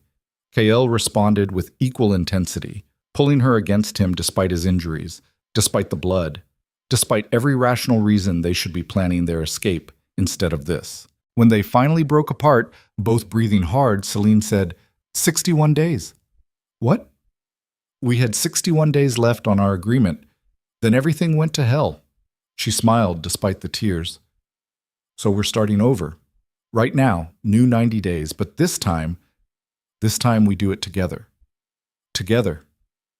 They stayed in the safe house for 3 days.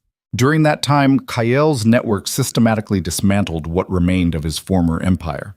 Properties sold through untraceable shell companies. Bank accounts liquidated and converted to cryptocurrency. Political connections severed with careful precision. The federal trials began without him. Prosecutors used his recorded testimony and documentary evidence to build cases against 47 members of Seoul's criminal elite. Mrs. Choi, the North Side Coalition, the Songpa faction, all of them facing decades in prison.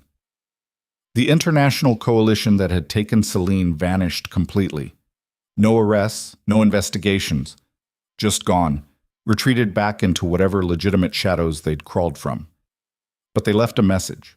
It arrived on the 4th morning, delivered to the safe house through channels that shouldn't have existed. A single photograph. Selene and Kael, captured through a telephoto lens as they'd walked from the van into the safe house 3 days ago. No words, just the image. The meaning was clear. We know where you are. We're watching. This isn't finished. Kael burned the photograph.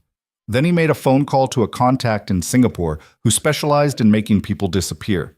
I need 2 identities, Kael said.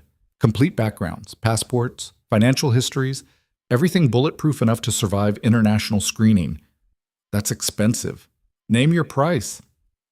The contact named a figure that would have been impossible 3 months ago. Now it was barely a dent in the cryptocurrency Kael had moved offshore. Done, Kael said. How fast can you deliver? 72 hours. Make it 48. I'll double your fee. On the 5th day, Jin came to the safe house with news. Federal marshals are officially looking for you as a fugitive. Warrant issued. International alert filed. They're not happy you disappeared before the trials. They have my testimony, Kael said. That's all they need. They want you on the stand. Live testimony carries more weight than recordings. Too bad. Jin's expression was unreadable. There's something else. The coalition woman, the one from the pier, she's dead. Kael went very still. How? Apparent suicide. Found in her apartment with a bottle of pills and a note confessing to illegal activities. That's not suicide. No, Jin agreed. That's house cleaning. The coalition is tying up loose ends, which means they're going to come after us next. Or they're cutting losses and retreating. You believe that? No. Jin pulled out a tablet showing surveillance footage. This was captured near the safe house yesterday. 3 different vehicles, no license plates, circling the block every 4 hours, professional reconnaissance. Kael watched the footage with growing dread. They're planning an assault. That would be my assessment. How long do we have? Unknown. Could be tonight, could be next week, but they're definitely staging. Kael made a decision. We're leaving, now. Not waiting for the documents. Sir, I'm not risking her and the baby on timing. Kael started packing the few belongings they'd accumulated. Singapore contact said 48 hours. That's too long. We leave in 2 hours. Use whatever emergency documents you can fabricate. Those won't hold up under... They only need to get us out of Korea. Once we're across international borders, the real identities catch up. Kael looked at Jin. You're coming with us. I can't. Someone needs to stay behind and maintain the cover. Jin, this is the job, sir, has been for 15 years. Jin's expression softened slightly. Besides, someone needs to make sure those vehicles never find you. That requires staying behind. Kael understood what Jin wasn't saying. You're going to kill them. I'm going to eliminate threats to your family. Jin handed him a USB drive. New bank accounts, contact information for the Singapore network, everything you need to stay hidden. This is goodbye. This is good luck. They shook hands. 15 years of loyalty compressed into that single gesture. Then Jin left to prepare for a war Kael wouldn't see. 2 hours later, Selene and Kael were in a car, heading toward Incheon Airport with forged documents that would either get them killed or get them out. Selene sat in the passenger seat, one hand pressed against her stomach, watching Seoul disappear through the rear window. Do you regret it? She asked quietly. Everything you gave up? No. Kael's answer was immediate. I regret what I had to become to build that empire. This? Starting over with you? This is the first thing I've done in 15 years that doesn't feel like a mistake. We're fugitives. We're free. Kael, we're free, he repeated with absolute certainty. From expectations, from violence, from the weight of being who everyone expected us to be. Whatever happens next, we build it ourselves. Selene was quiet for a long moment. Then, I want to name her Jin. Kael's throat tightened. Her? Doctor's intuition. Selene smiled. And yes, Jin. After the man who just sacrificed everything so we could have this. He'd like that. They drove in silence until the airport appeared on the horizon. Security would be tight. Federal alerts would be active. One wrong move and everything would collapse. But they'd made it this far on violence, sacrifice, and the stubborn refusal to let anyone else dictate their future. At the airport entrance, Kael pulled over briefly. Last chance, he said. We can still go back. Turn ourselves in, try to negotiate. Drive! Selene's voice was steel. We're not going back. Not now, not ever. Kael drove. They made it through initial security using the forged documents. Got past first checkpoint, second checkpoint. At the third checkpoint, the immigration officer stared at their passports for too long. Kael felt Selene's hand tighten on his arm. The officer looked up. Purpose of travel? Medical conference, Selene said smoothly. Singapore. I'm presenting research on trauma surgery. The officer studied her face. Then Kael's. 10 seconds of silence that felt like drowning. Then, safe travels. He stamped their passports. They walked through the gate into the international terminal, and Kael felt something he hadn't felt in 15 years. Hope. They boarded a flight to Singapore at 6 p.m. The plane lifted off as the sun was setting over Seoul, turning the city into a sea of gold and shadow one final time. Kael looked out the window at everything he was leaving behind. His empire, his reputation, his name. Then he looked at Selene beside him, one hand resting on her stomach where their daughter was growing. And he knew with absolute certainty that he'd made the right choice. But as the plane climbed toward cruising altitude and Seoul became nothing but distant lights, Kael's phone buzzed one final time. A message from a blocked number. He opened it and went cold. The message contained a single sentence. Congratulations on your escape. We'll see you in Singapore. Followed by a photograph. Not of Kael or Selene. Of Jin. Dead in the safe house. Surrounded by the bodies of men who'd tried to kill him, but clearly taken down by overwhelming force before he could complete his mission. The coalition hadn't been staging for a future assault. They'd been waiting for Kael to run, and now they knew exactly where he was going. Kael looked at Selene, who'd fallen asleep against the window, exhausted from everything they'd survived. Then he looked back at the message, and realized with crushing certainty that the war wasn't over. It was just beginning. The plane touched down in Singapore at 2 a.m. local time, wheels hitting tarmac with a jolt that woke Selene from restless sleep. She opened her eyes and found Kael staring at his phone with an expression that made her blood go cold. "What happened?" she asked. Kael didn't answer immediately, just turned the screen toward her. The photograph of Jin's body hit her like a physical blow. She'd only known the man for days, but he'd been the constant shadow protecting them through every impossible situation. Now he was gone, executed in the safe house while they'd escaped. "They killed him," Selene whispered. "They're sending a message." Kael's voice was hollow. "They know we're here. They're waiting. Then we don't leave the airport. We get on the next flight to anywhere else. They'll follow. They followed us here." Kael's jaw tightened. Running just delays the inevitable. "So what do you want to do? Walk into whatever trap they've set?" "I want to finish this." He looked at her with eyes that had gone completely dark. "One way or another. Because I can't spend the rest of our lives looking over my shoulder, waiting for them to take you away again." Selene understood what he wasn't saying. This was the final move. Win or die trying. "We have a daughter coming," she said quietly. "She needs her father alive. Then her father better be smart about this." They deplaned into Singapore's Changi Airport, all gleaming surfaces and efficient security and the kind of modern infrastructure that made Seoul look ancient by comparison. Immigration processed their forged documents without issue. Customs waved them through. Too easy. Everything was too easy. Kael felt the trap closing around them with every step through the terminal. His contact had arranged a car and driver, supposedly secure, but secure meant nothing when the enemy had unlimited resources and no moral boundaries. The driver was waiting at arrivals with a sign reading Chen, the false name on Kael's forged passport. Young man. Professional appearance. Could have been legitimate or could have been an assassin waiting for the right moment. Kael approached him carefully. "Any trouble getting here?" "No, sir. Smooth drive." The driver smiled. Too wide. Too friendly. "Car is this way." Selene caught Kael's eye. She saw it too. They followed the driver to the parking structure anyway. Sometimes walking into the trap was the only way to spring it on your own terms. The car was a black Mercedes sedan with tinted windows. The driver opened the rear door and gestured for them to enter. Kael climbed in first, scanning the interior for threats. Clean, no visible weapons or explosives, just leather seats and the smell of expensive cologne. Selene slid in beside him. The driver got behind the wheel and started the engine. They pulled out of the parking structure into Singapore's humid night.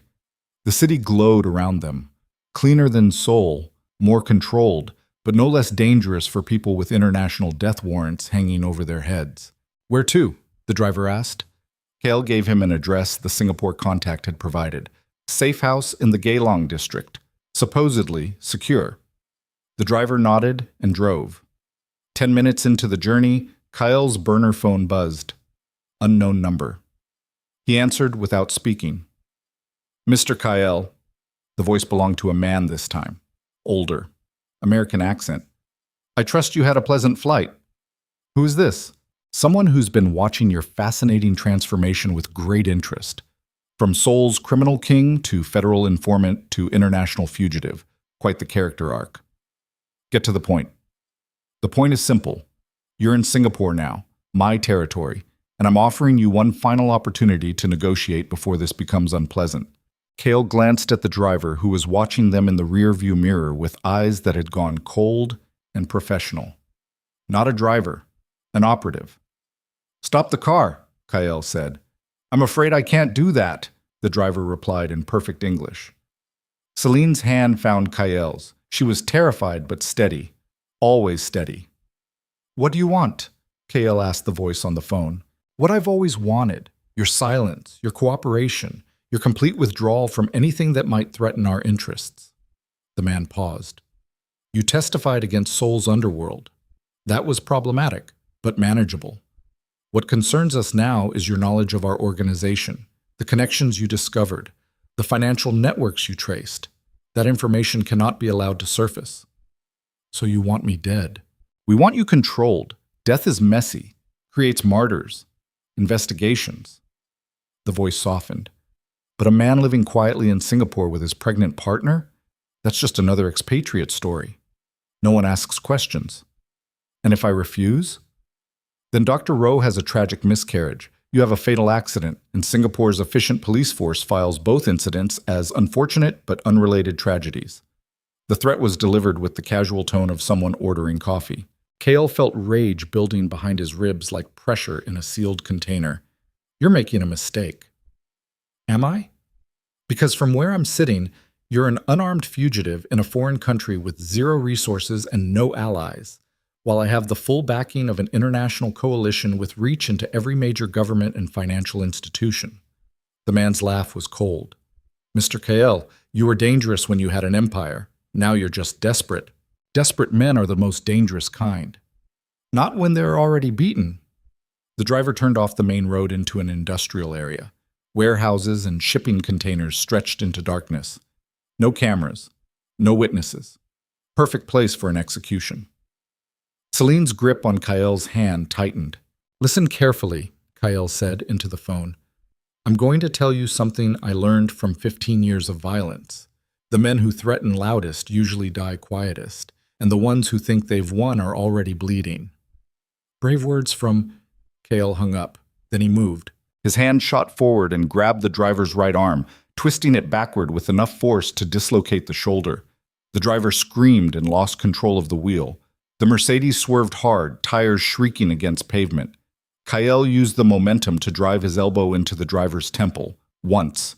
Twice. The man went limp. The car was still moving. Kael climbed over the seat, shoved the unconscious driver aside, and grabbed the wheel. Brought the Mercedes under control and slammed the brakes. They stopped in the middle of the industrial road, engine idling, surrounded by darkness. Selene was breathing hard. What now? Now we change the game. Kael pulled the driver's phone from his pocket. Fingerprint unlock still worked while the man was unconscious. He scrolled through messages until he found what he needed.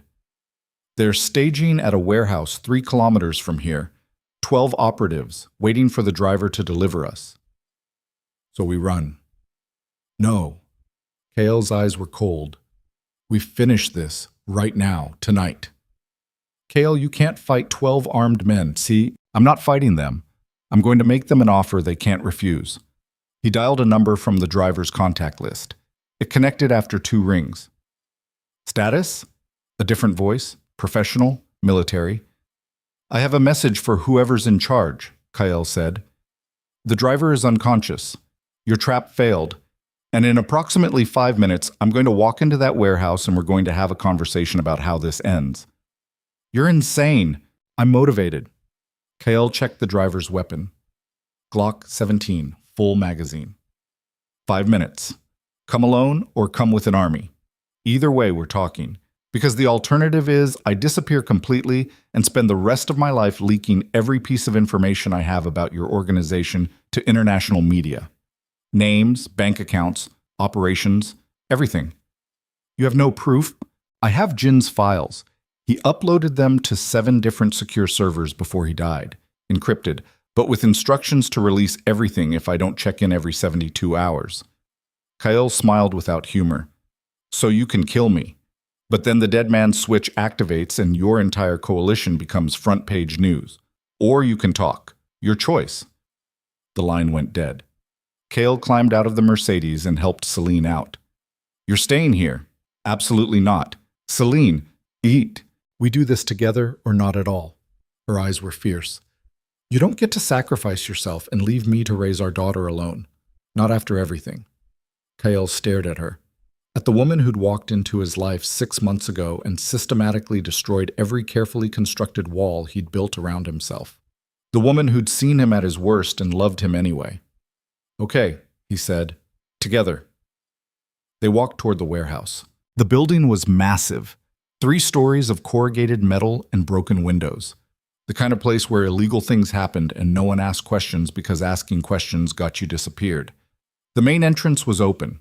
Kael went in first, weapon drawn, Selene close behind. Inside, the warehouse was mostly empty. Scattered equipment, old shipping crates.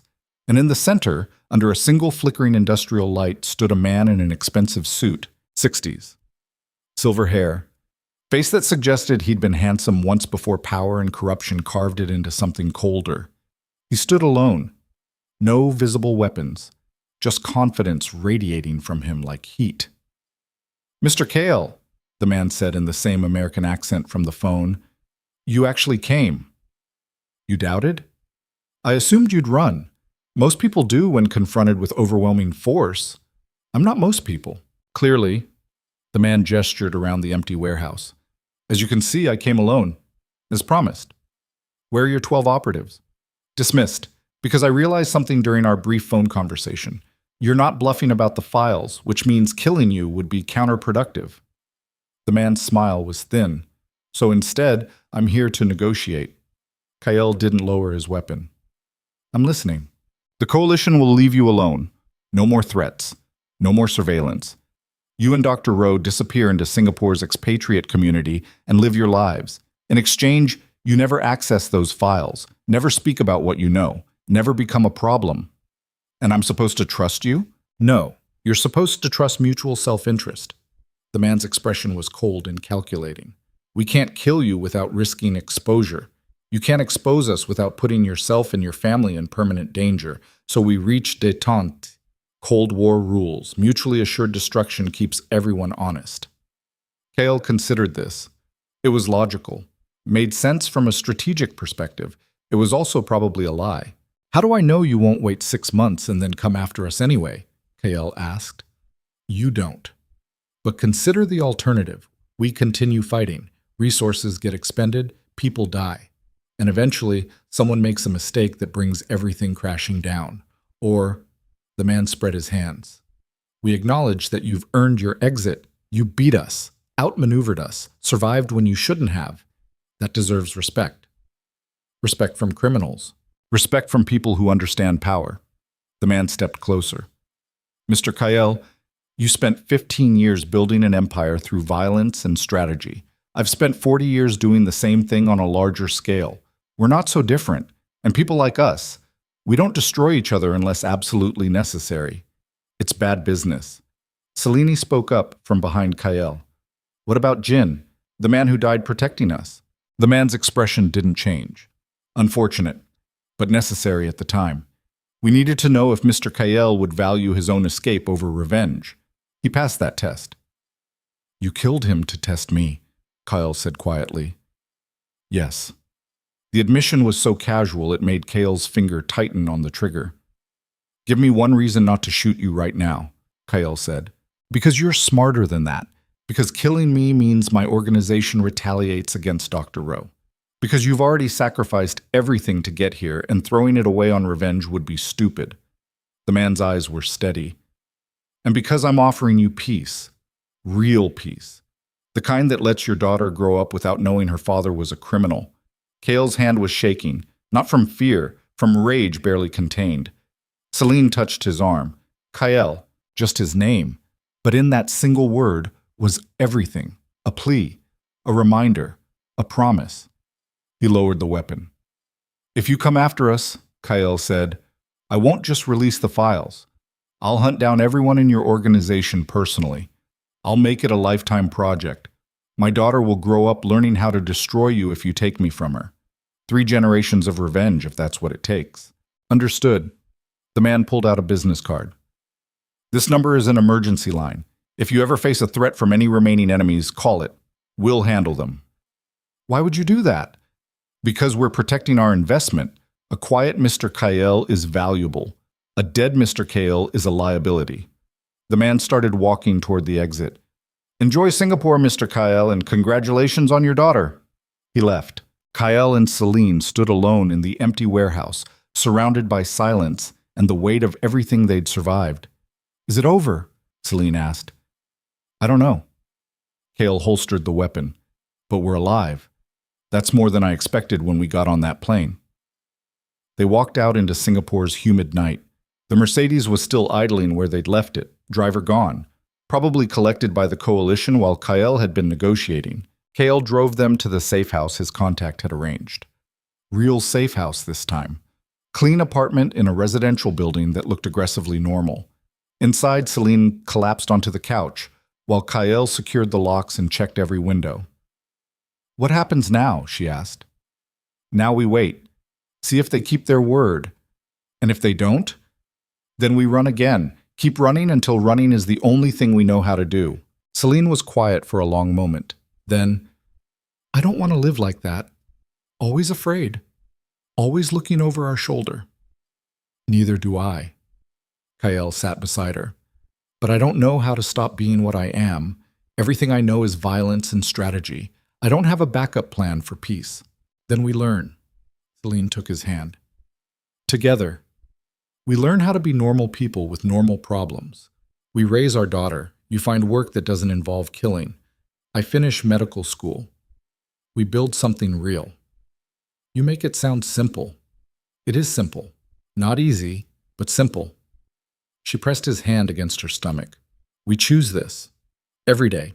We choose family over fear. We choose building instead of destroying." Kael felt something crack inside his chest. All the walls he'd spent 15 years constructing, all the careful distance he'd maintained between himself and actual human connection, it all came apart in that moment. "I don't know if I can do this," he admitted. "Yes, you can." Selene's voice was absolute certainty. "Because you already have. You chose me over your empire, chose our daughter over revenge, chose survival over pride. Those are all hard choices. The rest is just details." She was right. Kael knew she was right. But knowing and believing were different things. They stayed in Singapore. The weeks turned into months. No attacks came, no threats. The coalition kept its word, and Kael learned what it meant to live without constantly calculating odds of survival. He found work as a security consultant for legitimate businesses. Nothing glamorous, just analyzing risk and designing protection protocols. It paid enough to support them while Selene enrolled in the National University of Singapore's medical program. She was brilliant. Everyone said so. Top of her class despite the pregnancy, despite the exhaustion, despite the nightmares that sometimes woke her at 3 a.m. screaming about warehouses and blood. Kael would hold her through those nights and promise her it was over. And gradually, she started believing him. Their daughter was born on a humid March evening in Singapore General Hospital. 7 pounds, 4 ounces. Healthy, perfect. With Selene's eyes and Kael's stubborn determination visible even in the way she gripped his finger. They named her Jin, not subtle, but honest. Kael held his daughter for the first time and felt something he'd thought was impossible. Complete and absolute peace. Not the temporary peace of successful violence or strategic victory, just peace. The kind that came from knowing you'd finally found something worth protecting that didn't require destruction to maintain. "She's perfect," Selene whispered from the hospital bed. "She's terrifying," Kael corrected. "I don't know how to be someone's father." You'll figure it out. You always do. What if I fail? Then you fail, and you try again. That's what parents do. Selene smiled despite her exhaustion. Besides, you're good at learning. You learned how to run an empire. You learned how to testify against criminals without getting killed. You learned how to love me without trying to own me. Compared to all that, fatherhood should be easy. It wasn't easy. Nothing about their new life was easy, but it was real. And real was better than the hollow power Kael had spent 15 years accumulating. Months became years. Jin grew from infant to toddler with energy that suggested she'd inherited all of Kael's intensity and none of his impulse control. She learned to walk by climbing everything in their apartment, learned to talk by demanding answers to questions that had no answers. Selene completed medical school and secured a residency at Singapore General. Trauma surgery. Because of course she'd chosen the hardest specialty, the one that required steady hands and quick decisions and the ability to function under pressure that would break most people. Kael watched her save lives and knew he'd made the right choice that night in Seoul when he'd chosen her over everything else. They never went back to Korea. The federal trials concluded with 47 convictions. Mrs. Choi died in prison from what the reports called natural causes. The Northside Coalition fractured into smaller organizations that spent more time fighting each other than rebuilding. Seoul's underworld never recovered from the vacuum Kael's testimony created. He read about it in international news and felt nothing. The empire he'd built was gone. The king he'd been was dead. And Kael discovered he didn't miss either one. What he missed was Jin, the security chief who'd sacrificed himself so they could escape. That loss never healed, just became something he carried the same way Selene carried the scars from being kidnapped. Some wounds didn't close. You just learned to live with them. On Jin's third birthday, Kael took his daughter to Singapore's botanical gardens. Selene had a double shift at the hospital, so it was just the two of them walking through carefully maintained gardens that bore no resemblance to Seoul's neon chaos. Jin ran ahead, chasing butterflies with the single-minded determination of a 3-year-old who'd inherited her father's inability to quit. Kael's phone rang. Unknown number. He almost didn't answer, almost deleted it without looking, but old instincts died hard. Yes? Mr. Kael, or should I say Mr. Chen, your cover identity has held up remarkably well. The voice belonged to the American man from the warehouse, the coalition leader who'd offered him peace 3 years ago. What do you want? Kael asked. To inform you that our agreement has been officially archived. Your files have been verified as secure, and my organization has moved on to other concerns. The man paused. You're free. Officially. No more surveillance, no more contingencies. You've earned your retirement. Why tell me this now? Professional courtesy. We don't forget debts. You could have destroyed us 3 years ago. You chose peace instead. That kind of restraint deserves acknowledgement. I didn't do it for you. No. You did it for her, for them. The man's voice softened slightly. How is fatherhood treating you? Kael watched Jin chase butterflies through sunlight and felt something that might have been contentment. It's terrifying. The best things usually are. The man laughed. Goodbye, Mr. Kael. I doubt we'll speak again. The line went dead. Kael stared at his phone for a long moment. Then he turned it off completely and focused on what mattered. His daughter, his wife, his real life, the one he'd fought for, the one he'd earned. That evening, after Jin was asleep and the apartment was quiet, Selene found Kael standing on their balcony, looking out at Singapore's skyline. What are you thinking about? She asked. Everything. Nothing. He pulled her against him. Do you ever regret it? Walking away from Seoul? From the empire? Never. Her answer was immediate. Do you? Kael thought about this. Really thought about it. About the power he'd wielded. The fear he'd commanded. The version of himself that could order deaths with a phone call and sleep soundly afterward. That man was dead. Had died the moment Selene Rowe walked into his penthouse and refused to be intimidated. No, he said finally. I don't regret any of it. The choices we made, the things we survived, because it got us here. And here's pretty good. Pretty good? Selene raised an eyebrow. You're raising a 3-year-old who thinks climbing is a competitive sport. I'm working 80-hour weeks trying to save people who don't want to be saved. We're living in a foreign country under false identities with a criminal organization's blessing. And you call that pretty good? Okay. It's messy and chaotic and nothing like what I planned. And? And it's perfect. Kael kissed her forehead. Exactly perfect. They stood together on the balcony, watching Singapore's lights blur into abstract neon.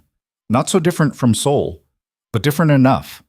Different enough that Kael could look at those lights and see a future instead of a battlefield. Different enough that when Jin woke up crying from a nightmare about nothing in particular, he could comfort her without thinking about violence or strategy or survival. Just comfort, pure and simple, the way fathers did. Years later, when Jin was old enough to ask questions about where they came from and why they lived in Singapore instead of Korea, Kael told her a version of the truth. Not the whole truth. She was too young for the whole truth, but enough that she understood her parents had made hard choices, that they'd sacrificed things to build a life worth living, that sometimes the bravest thing you could do was walk away from power and choose love instead. Jin listened with the same intense focus Kael had once used to plan criminal operations. Then she asked the question that broke his heart and healed it simultaneously. Would you do it again? If you could go back and change things? Kael looked at Selene, at the woman who'd saved his life by destroying everything he thought he needed, at their daughter who existed because two broken people had chosen each other over their worst impulses. In a heartbeat, he said, every time. I'd choose you both over empires every single time. And he meant it, because that was the real ending. Not the violence, or the escape, or the federal testimony. Not even the daughter born from chaos and survival. The real ending was this. A man who'd spent 15 years building power from violence learned that the greatest power came from vulnerability, from letting someone see you completely and trusting them not to destroy what they found. Kael had been the king of Seoul's criminal underworld, but he became something better. A father. A partner. A man who knew when to fight and when to surrender. And in the end, that was the only victory that mattered, the only one worth keeping. Rain fell on Singapore the way it had fallen on Seoul that night when Selene first walked into his life. Kael stood at the window of their apartment, watching water blur the city lights into abstract beauty, and remembered the man he used to be, ruthless, powerful, alone. That man was dead. Kael had killed him deliberately, piece by piece, until nothing remained except someone capable of being loved. Behind him, Selene was reading Jin a bedtime story about dragons and princesses and impossible choices. Their daughter's voice asked constant questions about why the dragon was angry, why the princess left her castle, whether love was really stronger than fire. Selene answered each question with patience Kael still marveled at. She'd spent months saving his life, years saving his soul. And now she was teaching their daughter that strength came in forms that had nothing to do with violence. "Daddy," Jin called, "come tell the ending." Kael crossed the room and sat on the edge of his daughter's bed. "The ending? Mommy says you're better at endings." He looked at Selene, who smiled and handed him the book. Kael read the last page about how the dragon and princess learned to understand each other, how they built something new from the ashes of what they'd destroyed. How love wasn't about grand gestures, but about showing up every day and choosing each other despite how hard it was. Jin fell asleep before he finished, but Kael read the ending anyway, because some stories needed to be told completely, even if no one was listening. When he closed the book, Selene was watching him with eyes that held everything. The past, the present, the future they were building one impossible day at a time. "We made it," she said quietly. "We did. Do you think it lasts? Peace like this?" "I don't know." Kael was honest, always honest with her. "But we'll fight for it, same way we fought for everything else. Together, always together." They stayed like that for a long time. Two people who'd survived hell to find something that looked like heaven. Imperfect, fragile, real. Outside, Singapore's rain turned the world soft and forgiving. Inside, a family slept peacefully for the first time in years without fear coloring their dreams. And somewhere in the space between violence and peace, between the man Kael had been and the man he'd become, There existed proof that people could change, that love was stronger than power, that walking away from the empire was the bravest thing a king could do. This was the ending, not wrapped in neat conclusions or easy answers, just two people choosing each other, every day, despite everything. And in the morning, they'd wake up and choose each other again. That was enough. That was everything.